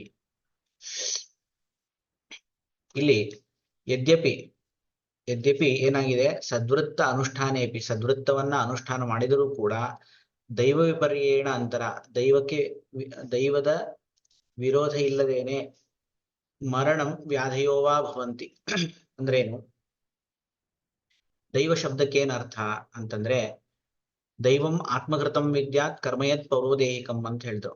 ಪೂರ್ವದೇಹದಲ್ಲಿ ಮಾಡಿದಂತಹ ಏನೊಂದು ಕರ್ಮಗಳಿದೆ ಅವುಗಳನ್ನ ದೈವ ಶಬ್ದದಿಂದ ನಮ್ಮ ಆಯುರ್ವೇದದಲ್ಲಿ ಕರೀತಾರೆ. ಸೊ ದೈವ ವಿಪರ್ಯೇಣ ಅಂತಂದ್ರೆ ಆ ಕರ್ಮಗಳಿಗೆ ವಿರುದ್ಧವಾಗಿ ಅಥವಾ ಕರ್ಮಗಳು ಇಲ್ಲದೇನೆ ಮರಣ ಅಥವಾ ವ್ಯಾಧಿಗಳು ಸಂಭವಿಸೋದಿಲ್ಲ. ಅಂದ್ರೆ ದೈವ ಇದ್ದಾಗ ಮಾತ್ರ ನಮಗೆ ಮರಣ ಬರುತ್ತದೆ, ದೈವ ಇಲ್ಲದೆ ಇದ್ದಾಗ ಮರಣ ಬರೋದಿಲ್ಲ. ಅಂದ್ರೆ ಮರಣ ಯಾವಾಗ ಹೊಂದುತ್ತಾರೆ ಅಂದ್ರೆ ಆಯುಪುಣ್ಯೋ ಭಯಕ್ಷಯಾತ್ ಅಂತ. ನಮ್ಮ ಆಯುಸ್ಸು ಕ್ಷಯ ಆಗಿರ್ಬೇಕು, ಪುಣ್ಯ ಕ್ಷಯ ಆಗಿರ್ಬೇಕು, ಇಲ್ಲ ಎರಡರ ಕ್ಷಯವೂ ಆಗಿರ್ಬೇಕು. ಇಲ್ಲಿ ದೈವ ವಿಪರ್ಯ ಏನಂತಂದಾಗ ಆ ಕರ್ಮಕ್ಷಯ ಆಗಿತ್ತು ಅಂತಂದ್ರೆ ಅಥವಾ ಪುಣ್ಯಕ್ಷಯ ಆಗಿತ್ತಂದ್ರೆ ಅವನಿಗೆ ಮರಣ ಬರ್ತದೆ. ಪುಣ್ಯಕ್ಷಯ ಆದಾಗಲೂ ಕೂಡ ವ್ಯಾಧಿಗಳು ಕೂಡ ಸಂಭವಿಸ್ತವೆ. ತಥಾಪಿ ಪ್ರಾಧಾನ್ಯ ದೈವಕೃತ ವ್ಯಾಧಿ, ದೈವಕೃತ ವ್ಯಾಧಿಗಳು ಪ್ರಧಾನವಾಗಿರೋದ್ರಿಂದ ಕರ್ಮಜ ವ್ಯಾಧಿಗಳು, ದೈವಕೃತ ವ್ಯಾಧಿಗಳು ಅಂತಂದ್ರೆ ಕರ್ಮಜ ವ್ಯಾಧಿಗಳು, ಆ ಕರ್ಮಜ ವ್ಯಾಧಿಗಳು ಪ್ರಧಾನವಾಗಿದ್ದರಿಂದಾಗಿ ಪುರುಷಾಪರಾಧ ವಿಷಯತ್ವಾದ್ ಉಕ್ತಂ ಸಮಾಹ ಶತಂ ಇತ್ಯಾದಿ. ಪುರುಷಾಪರಾಧ ವಿಷಯತ್ವಾದ್, ಇಲ್ಲಿ ಪುರುಷಾಪರಾಧ ವಿಷಯವನ್ನ ಇಲ್ಲಿ ಹೇಳ್ತಾ ಇರೋದ್ರಿಂದ ಸಮಾಹ ಶತಂ ಅಂತ ಹೇಳಿದ್ರು. ಅಂದ್ರೆ ಏನು, ಇಲ್ಲಿ ಏನ್ ಹೇಳ್ಬೇಕಂತಿದ್ದಾರೆ ಅಂತಂದ್ರೆ ಬರೀ ಸದ್ವೃತ್ತದ ಅನುಷ್ಠಾನದಿಂದ 100 ವರ್ಷ ಆಯುಸ್ಸು ಪ್ರಾಪ್ತಿ ಆಗ್ತದೆ ಅಂತ ಇಲ್ಲ. ಯಾಕೆ ಅಂತಂದ್ರೆ ನಮ್ಮ ದೈವದಿಂದ ನಮಗೆ ವ್ಯಾಧಿಗಳು ಬರ್ತಾ ಇರ್ತವೆ, ದೈವದಿಂದ ನಮಗೆ ಮರಣ ಸಂಭವಿಸ್ತಾ ಇರ್ತದೆ. ಹಾಗಿದ್ದಾಗ ನೀವು ಹೇಗೆ ಅಂದ್ರೆ ದೈವದಿಂದ ಅಂತ ಅನ್ನೋದ್ರಿಂದ ಏನು, ನಾವು ಹಿಂದೆ ಮಾಡಿದಂತಹ ಕರ್ಮಗಳಿಂದ ನಮಗೆ ವ್ಯಾಧಿಗಳು ಬರ್ತವೆ, ಹಿಂದೆ ಮಾಡಿದಂತಹ ಕರ್ಮಗಳಿಂದ ನಮಗೆ ಮರಣ ಬರ್ತಾ ಇದೆ ಅಂತಿದ್ದಾಗ ನೀವು 100 ವರ್ಷ ರೋಗರಹಿತನಾಗಿ ಬದುಕ್ತಾನೆ ಅಂತ ಹೇಳ್ತಿದ್ದೀರಲ್ಲ ಅಂತಂದ್ರೆ ಇಲ್ಲಿ ಹೇಳ್ತಿರೋ ಅಭಿಪ್ರಾಯ ಏನು, ಪುರುಷಾಪರಾಧ ವಿಷಯತ್ವಾತ್, ಈ ಒಂದು ಜನ್ಮದಲ್ಲಿ ಮಾಡುವಂತಹ ಅಪರಾಧಗಳೇನಿದೆ ಆ ಅಪರಾಧಗಳಿಂದ ದೂರನಾಗಿ ಅವನು ಆ ವಿಷಯವನ್ನು ಮಾತ್ರ ಇಟ್ಕೊಂಡು ನಾವಿಲ್ಲಿ 100 ವರ್ಷ ಬದುಕ್ತಾನೆ ಅಂತ ಹೇಳ್ತಾ ಇದ್ದೀವಿ ಹೊರತು ಹಿಂದೆ ಮಾಡಿದ ಒಂದು ಕರ್ಮದ್ದು ಫಲವನ್ನು ಇಟ್ಕೊಂಡು ನಾವಿಲ್ಲಿ ಹೇಳ್ತಾ ಇಲ್ಲ ಅನ್ನುವ ಅಭಿಪ್ರಾಯದಲ್ಲಿ ಚಕ್ರಪಾಣಿ ಇಲ್ಲಿ ತಿಳಿಸ್ಕೊಡ್ತಾ ಇದ್ದಾರೆ. ಯದುಕ್ತಂ ಪರಿಹಾರ್ಯಾಣಿ ಯತ್ನೇನ ಸದಾ ಪರಿಹರನ್ ನರಹ. ಪರಿಹಾರ್ಯಾಣಿ ಸರ್ವಾಣಿ, ಯಾವುಗಳನ್ನ ಪರಿಹಾರ ಮಾಡಬೇಕು ಅಂತಿದೆ, ಯಾವುಗಳನ್ನ ತ್ಯಾಗ ಮಾಡಬೇಕು ಅಂತಿದೆ, ಯಾವುದರಿಂದ ರಕ್ಷಣೆ ಮಾಡಬೇಕು ಅಂತಿದೆ ಅವುಗಳನ್ನ ಸದಾ ಪರಿಹರನ್ನ, ಅವುಗಳಿಂದ ರಕ್ಷಣೆ ಮಾಡ್ತಾ ನಾವು ಸರಿಯಾದಂತಹ ಕರ್ಮಗಳನ್ನ ಅನುಷ್ಠಾನ ಮಾಡ್ತಾ ಹೋಗ್ಬೇಕು. ಭವತಿ ಅನ್ನಡತಾಂ ಪ್ರಾಪ್ತ ಸಾಧೂನಾಮಿಹ ಪಂಡಿತ. ಅದರಿಂದ ಏನಾಗುತ್ತೆ, ಅನ್ನಡತಾಂ ಪ್ರಾಪ್ತ, ಯಾವುದೇ ವಿಧವಾದಂತಹ ಋಣಕ್ಕೆ ಅವನು ಸಿಕ್ಕಾಕೋದಿಲ್ಲ. ಸಾಧೂನಾಮಿಹ ಪಂಡಿತ, ಈಗ ಪಂಡಿತನಾದಂಥವನು, ಸಾಧು ಆದಂತಹ ವ್ಯಕ್ತಿ ಈ ರೀತಿಯಾಗಿ ಏನೋ ಪರಿಹಾರ್ಯವಾದಂತಹ ವಿಷಯಗಳು ಯಾವಿವೆ ಅವುಗಳನ್ನು ಪ್ರಯತ್ನಪೂರ್ವಕವಾಗಿ ಪರಿಹಾರ ಮಾಡಿದ್ದೇ ಆದರೆ ಅವನು ಯಾವುದೇ ವಿಧವಾದಂತಹ ಋಣವನ್ನ ಹೊಂದೋದಿಲ್ಲ ಅಂತ ನಮಗೆ ಸೂತ್ರಸ್ಥಾನದ 28ನೇ ಅಧ್ಯಾಯದಲ್ಲಿ ತಿಳಿಸ್ಕೊಟ್ಟಿದ್ದಾರೆ. ಅದೇ ರೀತಿಯಾಗಿ ಆ ವಿಷಯಗಳನ್ನು ಇಲ್ಲಿ ಅನುಷ್ಠಾನ ಮಾಡಿದಾಗ ಅಂದ್ರೆ ಯಾವ ಪರಿಹಾರಗಳನ್ನು ಮಾಡಬೇಕು, ಯಾವುದರಿಂದ ನಮಗೆ ಮರಣ ಅಥವಾ ವ್ಯಾಧಿ ಬರ್ತಾ ಇದೆ ಅಂಥವುಗಳನ್ನು ಪರಿಹಾರ ಮಾಡಿಕೊಂಡಾಗ ನಾವು ರೋಗರಹಿತರಾಗಿ 100 ವರ್ಷ ಕಾಲ ಬದುಕಬಹುದು ಅನ್ನುವಂತಹ ವಿಷಯವನ್ನ ಇಲ್ಲಿ ತಿಳಿಸ್ಕೊಡ್ತಾ ಇದ್ದಾರೆ.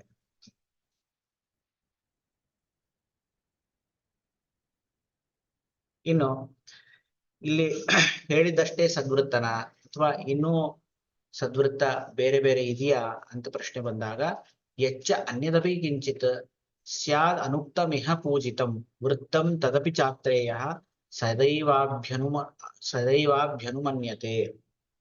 ಯಚ್ಚ ಅನ್ಯದಪಿ ಕಿಂಚಿತ್, ಇಲ್ಲಿ ಹೇಳಿದಂತಹ ಸದ್ವೃತ್ತವನ್ನ ಹೊರತುಪಡಿಸಿ ಅನ್ಯದಪಿ ಯತ್ ಕಿಂಚಿತ್, ಈ ಯಚ್ಚ ಕಿಂಚಿತ್ ಬೇರೆದು ಯಾವ್ಯಾವುದು ಸದ್ವೃತ್ತಗಳು ಅಂತ ಇದೆ, ಅನುಕ್ತಮಿಹ ಪೂಜಿತಂ, ಇಲ್ಲಿ ಹೇಳಿಲ್ಲ, ಆದ್ರೆ ಪೂಜ್ಯವಾದಂತಹ ಒಂದು ವಚನಗಳಿರ್ತವೆ, ಪೂಜ್ಯವಾದಂತಹ ವಿಧಿಗಳಿರ್ತವೆ.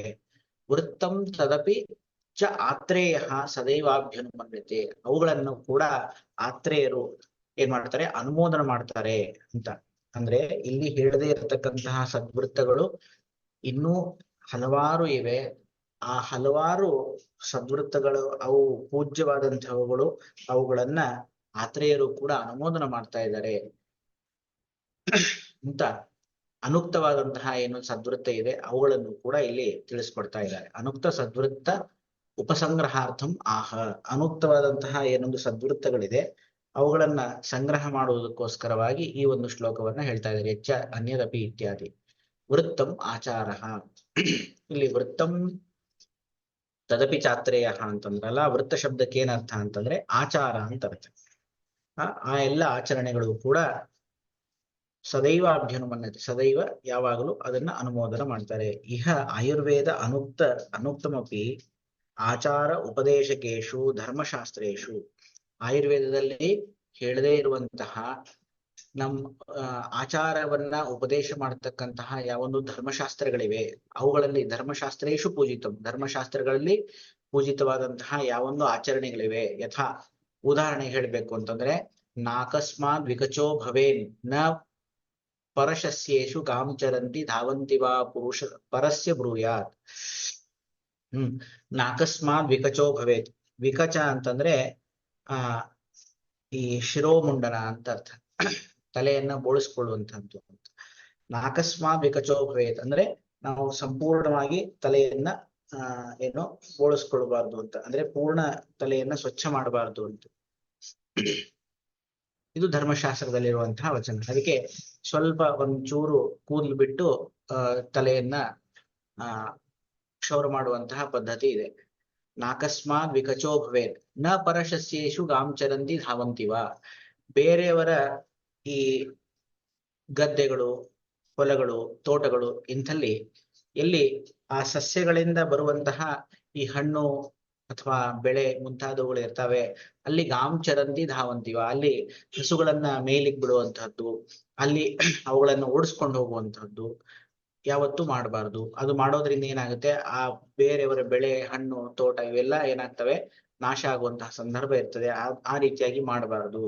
ಪರಸ್ಯ ಬ್ರೂಯಾತ್, ಬೇರೆಯವರಿಗೆ ಕೆಟ್ಟ ಮಾತುಗಳನ್ನ ಆಡಬಾರದು. ಮುಂತಾದಂತಹ ಧರ್ಮಶಾಸ್ತ್ರದಲ್ಲಿ ಹೇಳಿರುವಂತಹ ಏನೊಂದು ವಚನಗಳಿವೆ, ಅವುಗಳು ಇಲ್ಲಿ ಆಯುರ್ವೇದದಲ್ಲಿ ಹೇಳಿಲ್ಲ. ಮತ್ತೆ ಇವುಗಳನ್ನ ನಾವು ಸ್ವೀಕಾರ ಮಾಡ್ಬೇಕು ಮಾಡಬಾರದು ಅಂತ ಪ್ರಶ್ನೆ ಬಂದಾಗ ಅದಕ್ಕೋಸ್ಕರ ಹೇಳಿದ್ರು ಹೆಚ್ಚ ಅನ್ಯದಪಿ ಕಿಂಚಿತ್ ಸ್ಯಾದ್ ಅನುಕ್ತಮಿಹ ಪೂಜಿತಂ, ಇಲ್ಲಿ ಹೇಳಿಲ್ಲ ಆದ್ರೆ ಪೂಜನೀಯವಾದಂತಹವುಗಳಿವೆ. ಧರ್ಮಶಾಸ್ತ್ರದಲ್ಲಿ ಅವುಗಳಿಗೆ ವಿಶಿಷ್ಟವಾದಂತಹ ಸ್ಥಾನ ಇದೆ. ಅಂತಹವುಗಳನ್ನು ಕೂಡ ಆತ್ರೇಯರು ಅವುಗಳನ್ನ ಅನುಮೋದನ ಮಾಡ್ತಾ ಇದ್ದಾರೆ, ಅವುಗಳನ್ನ ಪಾಲನ ಮಾಡಬೇಕು ಅಂತ ತಿಳಿಸ್ಕೊಡ್ತಾ ಇದ್ದಾರೆ ಅಂತ ಹೇಳ್ತಾ ಇದ್ದಾರೆ. ಸರ್ವತ್ರಂ ಆತ್ರೇಯಸ್ಯ ಅನುಮತಂ, ಅದೆಲ್ಲವೂ ಕೂಡ ಆತ್ರೇಯರಿಂದ ಅನುಮತವಾದಂತಹದ್ದು, ಅನುಮೋದಿಸಲ್ಪಟ್ಟಂತಹದ್ದು.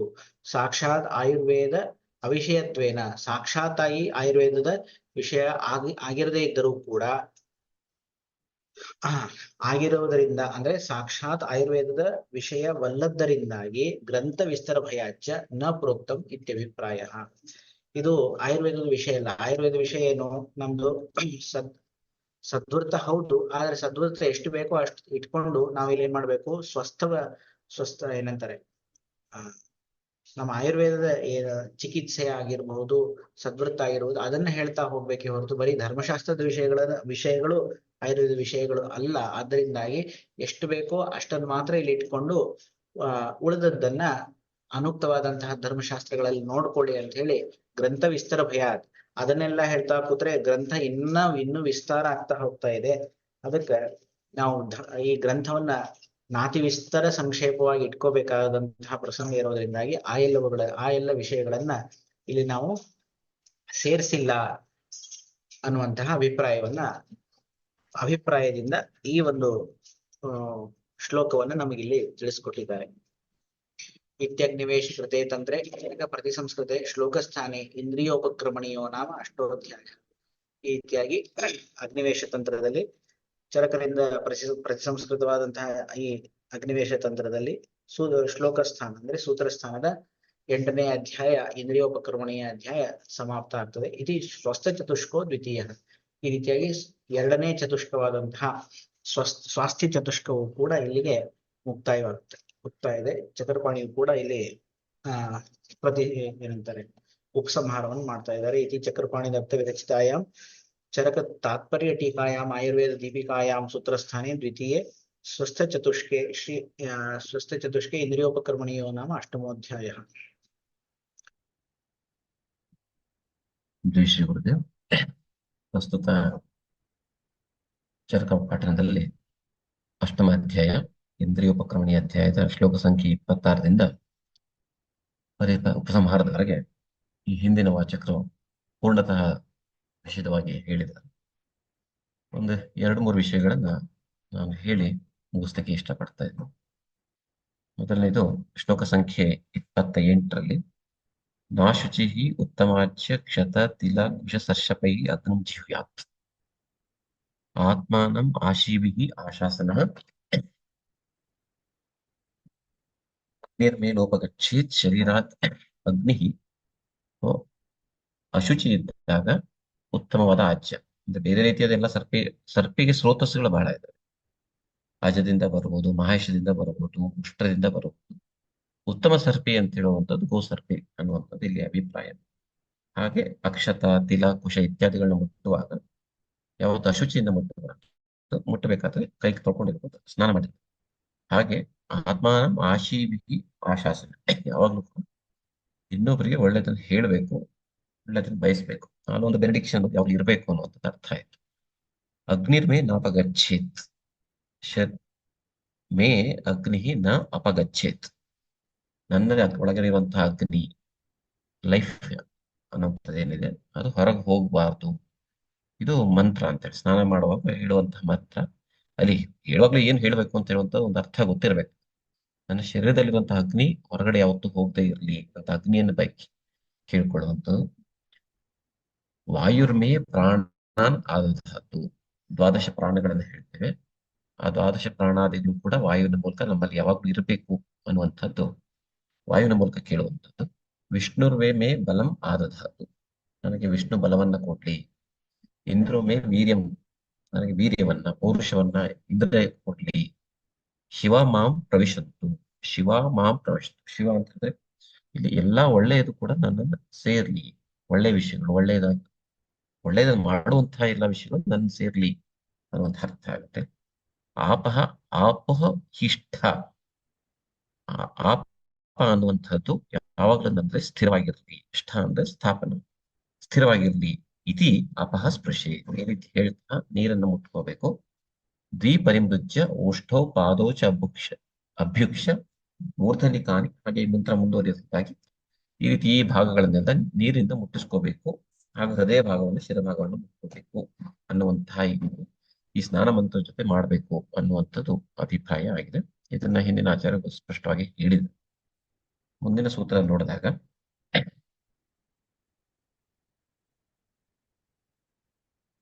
ಬ್ರಹ್ಮಚರ್ಯ ಜ್ಞಾನ ದಾನ ಮೈತ್ರಿ ಕಾರುಣ್ಯ ಹರ್ಷ ಉಪೇಕ್ಷಾ ಪ್ರಶಮ ಪರಶ್ಚ ಸ್ಯಾತ್. ಬ್ರಹ್ಮಚರ್ಯದ ಬಗ್ಗೆ ಪೂರ್ಣತಃ ಹೇಳಿದ್ದಾರೆ. ಜ್ಞಾನ ದಾನ ಮೈತ್ರಿ ಇಲ್ಲಿ ಒಂದೇ ಒಂದು ಪೂರ್ವ ಪಕ್ಷನ ಚಕ್ರಪಾಣಿ ತಗೊಂಡಿದ್ದಾರೆ. ಅದು ಹೇಳೋಕ್ಕಿಂತ ಮುಂಚೆ ಯಾವ ಪೂರ್ವ ಪಕ್ಷಪ ಅಂತ ಹೇಳಿದ್ರೆ ಮೈತ್ರಿ ಪರನಾಗಿರ್ಬೇಕು, ಮೈತ್ರಿ ಕಾರುಣ್ಯ ಪರನಾಗಿರಬೇಕು. ಎಲ್ಲಾ ಪ್ರಾಣಿಗಳಲ್ಲೂ ಕೂಡ ಸ್ನೇಹ ಭಾವದಿರಬೇಕು, ಕಾರುಣ್ಯ ಕಂಪ್ಯಾಷನ್ ಅನ್ನೋದು ಇರಬೇಕು, ಅನ್ನೋ ಸಿಂಪತಿ ಇರಬೇಕು. ಇದು ಇಲ್ಲಿ ಯಾವುದೋ ಒಂದು ಆಂಬಿಗಿಟಿಗೆ ಕಾರಣ ಆಗ್ಬೋದು, ವಿರುದ್ಧಾಭಾಸಕ್ಕೆ ಕಾರಣ ಆಗ್ಬೋದು ಅನ್ನುವಂಥದ್ದು ಸಂಶಯ ಚಕ್ರಪಾಣಿ. ಆ ಸಂಶಯ ಇರೋದ್ರಿಂದಾಗಿ ಆ ಸಂಶಯವನ್ನ ಡಿಸ್ಕಷನ್ಗೆ ತಗೊಂಡು ಆ ಸಂಶಯ ಪರಿಹಾರ ಹೇಗೆ ಮಾಡೋದು ನೋಡ್ತಾರೆ. ಮೈತ್ರಿ ಸರ್ವಭೂತೇಶು ಇತಿ ಆತ್ಮಾನಿ ಇವ ಅಪ್ರತಿಕೂಲ ಪ್ರವೃತ್ತಿ. ಎಲ್ಲರೂ ತಮ್ಮವರು ಅಂತ ಹೇಳಿದಾಗ ಅವ್ರು ಬೇರೆಯವ್ರ ಪ್ರಶ್ನೆ ಬರೋದಿಲ್ಲ. ಸಹಜವಾಗಿ ಎಲ್ಲರೂ ನಾವು ಅಂತ ಹೇಳಿದ್ರೆ ನಾನು ಮತ್ತೊಬ್ರು ಬೇರೆ ಎಲ್ಲ ಅಂತಾಗ ಮಾಡುವಂತ ಪ್ರತಿ ವರ್ತನೆ ಮಾತ್ರ ಎಲ್ಲವೂ ಕೂಡ ಎಲ್ಲರಿಗೂ ಅನುಕೂಲಕರವಾಗಿ ಇರುತ್ತೆ ಅಂತ. ಹಾಗಿದ್ದಾಗ ಇದೇ ಶಾಸ್ತ್ರದಲ್ಲಿ ಯಾವ ರೀತಿಯಾದ ಮಾಂಸಾಹಾರಾದಿಗಳನ್ನು ತಗೊಳ್ಬೇಕು, ಯಾವ್ದನ್ನು ತಗೊಳ್ಬಾರ್ದು ಅಂತ ಹೇಳಿದಾಗ ಅಲ್ಲಿ ಎಲ್ಲೋ ಒಂದು ಕಡೆ ಪ್ರಾಣಿ ಹಿಂಸೆನ ಪ್ರಚೋದನೆ ಮಾಡ್ದಂಗೆ ಆಗುತ್ತಾಗ ಶಾಸ್ತ್ರಕಾರರೇ ಹೇಳಿದಾಗೆ ಏನ ಶಾಸ್ತ್ರಕಾರ ಇವ ದಿಗ್ಧ ವಿದ್ಧ ಸ್ವಯಂ ಮೃತಾದಿ ಮಾಂಸ ಪರಿತ್ಯಾಗ. ದಿಗ್ಧ ಮಾಂಸ ಹಿಂದೆ ಹೇಳಿದ ಹಾಗೆ ವಿಷದ ಬಾಣದಿಂದ ಹತವಾಗಿರುವಂತಹ ಪ್ರಾಣಿ ಇತ್ತು. ಆ ವಿಷ ಅನ್ನೋದು ಆ ಪ್ರಾಣಿಲಿ ಇರುತ್ತೆ. ಅದನ್ನು ತಗೊಳ್ಳೋದ್ರಿಂದ ಸಹಜವಾಗಿ ಶರೀರಕ್ಕೆ ಒಳ್ಳೇದಾಗುವುದಿಲ್ಲ ಅಂತ ಒಂದು ಅರ್ಥ. ವಿದ್ಧ ಅಂತ ಹೇಳುವಂತ ಅರ್ಥ. ವಿದ್ಧ ಅಂತ ಹೇಳಿದ್ರೆ ಯಾವುದು ಇಂಜೂರ್ಡ್ ಇದೆ, ಅದೇ ಸ್ವತಃ ಇಂಜೂರ್ ಆಗಿರುವಂತ. ಸ್ವತಃ ಇಂಜೂರ್ಡ್ ಆಗಿತ್ತು ಅಂತಂದ್ರೆ ಏನಂತ ಅರ್ಥ ಆಯ್ತು, ಅಲ್ಲಿ ಆ ಇಂಜುರಿ ಇದೆ, ಇಂಜುರಿಯಿಂದ ಬಂದಂತಹ ನೆಕ್ಸ್ಟ್ ಬರುವಂತಹ ಇನ್ಫೆಕ್ಷನ್ಸ್ ಇತ್ಯಾದಿಗಳು ಇರುವಂತಹ ಸಾಧ್ಯತೆಗಳು ಇರ್ತವೆ. ಅಂತಹ ಮಾಂಸಗಳನ್ನು ತಗೊಂಡಾಗಲೂ ಕೂಡ ಶರೀರಕ್ಕೆ ತೊಂದರೆ ಆಗುತ್ತೆ. ಸ್ವಯಂ ಮೃತ ಯಾವಾಗ ಆಗೋ ಸಾಧ್ಯತೆ ಇದೆ, ಒಂದು ಏಜಿಂಗ್ ಪ್ರೋಸೆಸ್ ಎಲ್ಲ ಆದ್ಮೇಲೆ ಆಗುವಂತ ಸಾಧ್ಯತೆ. ಅದು ಕೂಡ ಶರೀರಕ್ಕೆ ಅಷ್ಟು ಒಳ್ಳೇದಲ್ಲ. ತಗೊಳ್ಳುವಾಗ ತಗೊಳ್ಬಾರ್ದು ಅನ್ನೋದು ಮೂಲತಃ ಸಿದ್ಧಾಂತ. ಅದು ಕೂಡ ತಗೊಳ್ಳೋದಾದ್ರೂ ಕೂಡ ಈ ರೀತಿಯಾದಂತಹ ನಿಷೇಧಗಳನ್ನ ಕೂಡ ಹೇಳಿರುತ್ತೆ, ದಿಗ್ಧ ವಿದ್ಧ ಮತ್ತು ಸ್ವಯಂ. ಹಾಗಾದ್ರೆ ಯಾವ ರೀತಿ ಆಗ್ತದೆ, ವಯಸ್ಥ ಸದ್ಯ ಒಂದು ಏಜ್ ಅಲ್ಲಿ ಇರುವಂತದ್ದು ಹಾಗೂ ಆ ಕ್ಷಣದಲ್ಲೇ ಮಾಡಿರುವಂತದ್ದು ಹನನ ಆಗಿರುವಂತಹ ಪ್ರಾಣಿಗಳು ತಗೊಳ್ಳಿಕ್ಕೆ ಅವಕಾಶ ಇದೆ ಅಂತ ಆಯ್ತು. ಅಂದ್ರೆ ತಗೊಂಡವರಿಗೆ ತೊಂದರೆ ಆಗೋದಿಲ್ಲ ಅನ್ನುವಂತ ಅರ್ಥ. ಅಂದ್ರೆ ಅದರಿಂದ ಏನು ಬಯಸ್ತಾ ಇದ್ವಿ ಅದು ಸಿಗುತ್ತೆ ಅನ್ನುವಂತ ಅರ್ಥದಲ್ಲಿ ಹೇಳ್ತಾವೆ. ಇದಕ್ಕೆ ಕಾಂಟ್ರಡಿಕ್ಷನ್ ಏನೇನು ಆಗಬಹುದು? ಮಾಂಸಾಹಾರ ತಗೊಳ್ಬೇಕು ಅಂದ್ರೆ ಯಾತಕ್ಕೋಸ್ಕರ? ಇನ್ನೊಂದು ಪ್ರಾಣಿಗೆ ಹಿಂಸೆ ಮಾಡುವಂತಹ ಉದ್ದೇಶದಿಂದ ತಗೊಳ್ತೀವ, ಅಥವಾ ನಮ್ಮ ಶರೀರದಲ್ಲಿ ಬಲ ಪುಷ್ಟಿ ಇತ್ಯಾರ್ಥಿಗಳಿಗೋಸ್ಕರ ಈ ಉದ್ದೇಶ ಇಟ್ಕೊಂಡು ಮಾಂಸಾಹಾರ ಮಾಡಬೇಕು, ಅಥವಾ ಯಾವುದೋ ಒಂದು ವ್ಯಾಧಿಗಳಿಂದ ಬಳಲ್ತಾ ಇರ್ತೇವೆ, ಆ ವ್ಯಾಧಿಯನ್ನ ನಿರ್ವಾಪಣೆ ಮಾಡೋದಕ್ಕೆ ಅಥವಾ ಕಾರಣಕ್ಕೋಸ್ಕರ ತಗೊಳ್ಳುವಂಥದ್ದು, ಅಥವಾ ಬೇರೆ ಯಾವುದೇ ರೀತಿಯ ಆಹಾರ ಇರುವುದಿಲ್ಲ ಆ ಟೈಮಲ್ಲಿ ಈ ಆಹಾರ ತಗೊಳ್ಳಿಕ್ಕೆ ಅವಕಾಶ ಇದೆಯಾ? ಅಥವಾ ಕೆಲವೊಂದು ಪ್ರಾಣಿಗಳಲ್ಲಿ ಸಹಜವಾಗಿ ಬೇರೆ ಆಹಾರಗಳು ಅದಕ್ಕೆ ಸೂಟಬಲ್ ಅಲ್ವೇ ಅಲ್ಲ, ಆ ಟೈಮಲ್ಲಿ ಮಾಡಿದಂತ ಹಿಂಸೆ, ಅಥವಾ ಈ ಹೋಮಾದಿಗಳು ಮಾಡಿದಾಗ ನೋಡುತ್ತೆ. ಈ ರೀತಿ ಬೇರೆ ಬೇರೆ ಬೇರೆ ಬೇರೆ ಡೈಮೆನ್ಷನ್ಗಳಿಂದಾಗಿ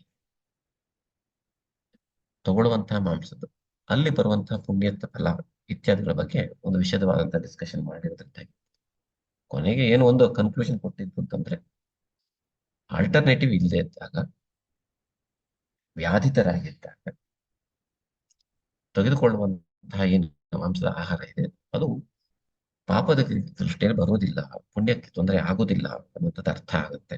ಹಾಗಿದ್ದೂ ಕೂಡ ನೀವು ಮಾಡ್ತೀರಂತಂದಾಗ ಏನ್ ಹೇಳ್ತಾರೆ, ನಮ್ಮ ಆಯುರ್ವೇದ ಉದ್ದೇಶ ಧರ್ಮ ಹೌದು, ಅದು ಧರ್ಮ ಒಂದೇನು ಪ್ರಧಾನ ಅಲ್ಲ. ನಮ್ಮ ಪ್ರಧಾನವಾದ ಉದ್ದೇಶ ಧಾತು ಸಾಮ್ಯ ಕ್ರಿಯೆನೇ ಹೊರತು ಧರ್ಮಾದಿಗಳ ಅದು ನಮ್ಮ ಪ್ರಧಾನ ಉದ್ದೇಶ ಅಲ್ಲ ಅಂತ ಹೇಳಿದ್ದನ್ನ ಈ ಪ್ರಸ್ತುತ ಪ್ರಕರಣದಲ್ಲಿ ಹೇಳಿರುವಂಥದ್ದು ಕಾಣಿಸ್ಕೊಳ್ತಾ ಇರ್ತದೆ. ಹಿಂದಿನದೆಲ್ಲ ವಿಶೇಷವಾಗಿ ಹಿಂದಿನ ಅಧ್ಯಾಪಕರು ಹೇಳಿದರು. ಈ ಪ್ರಸ್ತುತ ಪ್ರಕರಣ ಲಾಸ್ಟ್ ಶ್ಲೋಕದಲ್ಲಿ 30ರಿಂದ 33 ಬಗ್ಗೆ ಹೇಳುವಾಗ, ಪಂಚಪಂಚಕಂ ಉದ್ದಿಷ್ಟಂ ಮನೋಹೇಜು ಚತುಷ್ಟಯಂ. ಉದ್ದೇಶ ಅನ್ನುವಂಥದ್ದು ಒಂದು ತಂತ್ರಯುಕ್ತಿ. ಉದ್ದೇಶ ಅಂತ ಹೇಳಿದ್ರೆ ಸಂಕ್ಷಿಪ್ತ ವಚನ.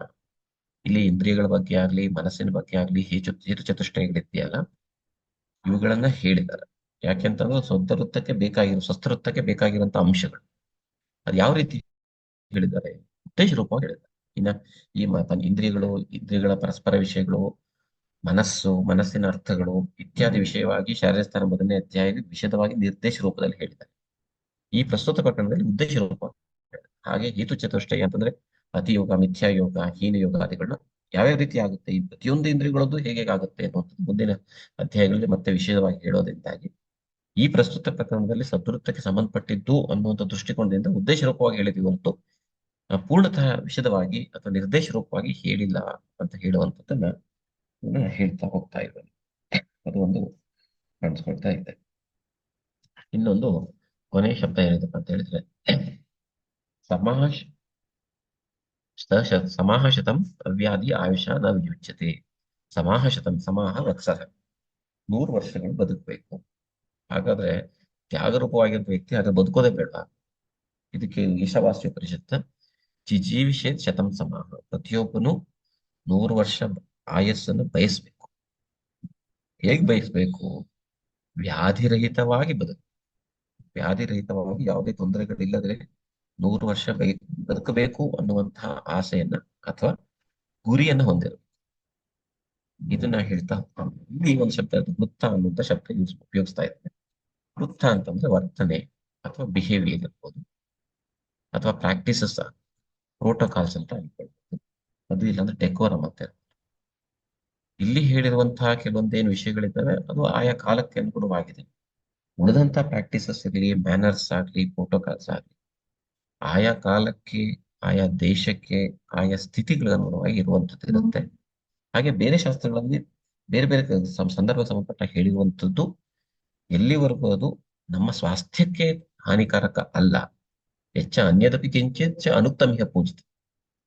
ಎಲ್ಲೋ ಒಂದು ಆ ಪ್ರಸ್ತುತ ಕಾಲಘಟ್ಟದಲ್ಲಿ ಆಗ್ಲಿ, ಪರಿಸ್ಥಿತಿಗಳಲ್ಲಿ ಅದು ಸೂಕ್ತವಾದ ವರ್ತನೆ ಅಂತ ಏನ್ ಗುರುತಿಸ್ಕೊಂಡಿದೆ ಅದು ಇಲ್ಲಿ ಹೇಳಿಲ್ಲ ಅಂದ್ರೂ ಕೂಡ ಅದನ್ನ ಗಮನಿಸಬೇಕಾಗತ್ತೆ, ಅದನ್ನ ಪಾಲನೆ ಮಾಡ್ಬೇಕಾಗತ್ತೆ ಅನ್ನೋದ್ರಿಂದಾಗಿ ಈ ಸ್ವಸ್ಥವೃತ್ತ ಅನ್ನುವಂತ ಏನು ಅಧ್ಯಾಯ ಇದೆ ಇದನ್ನ ಅವನು ಪರಿಸಮಾಪ್ತಿ ಮಾಡ್ತಾ ಇದ್ದಾನೆ.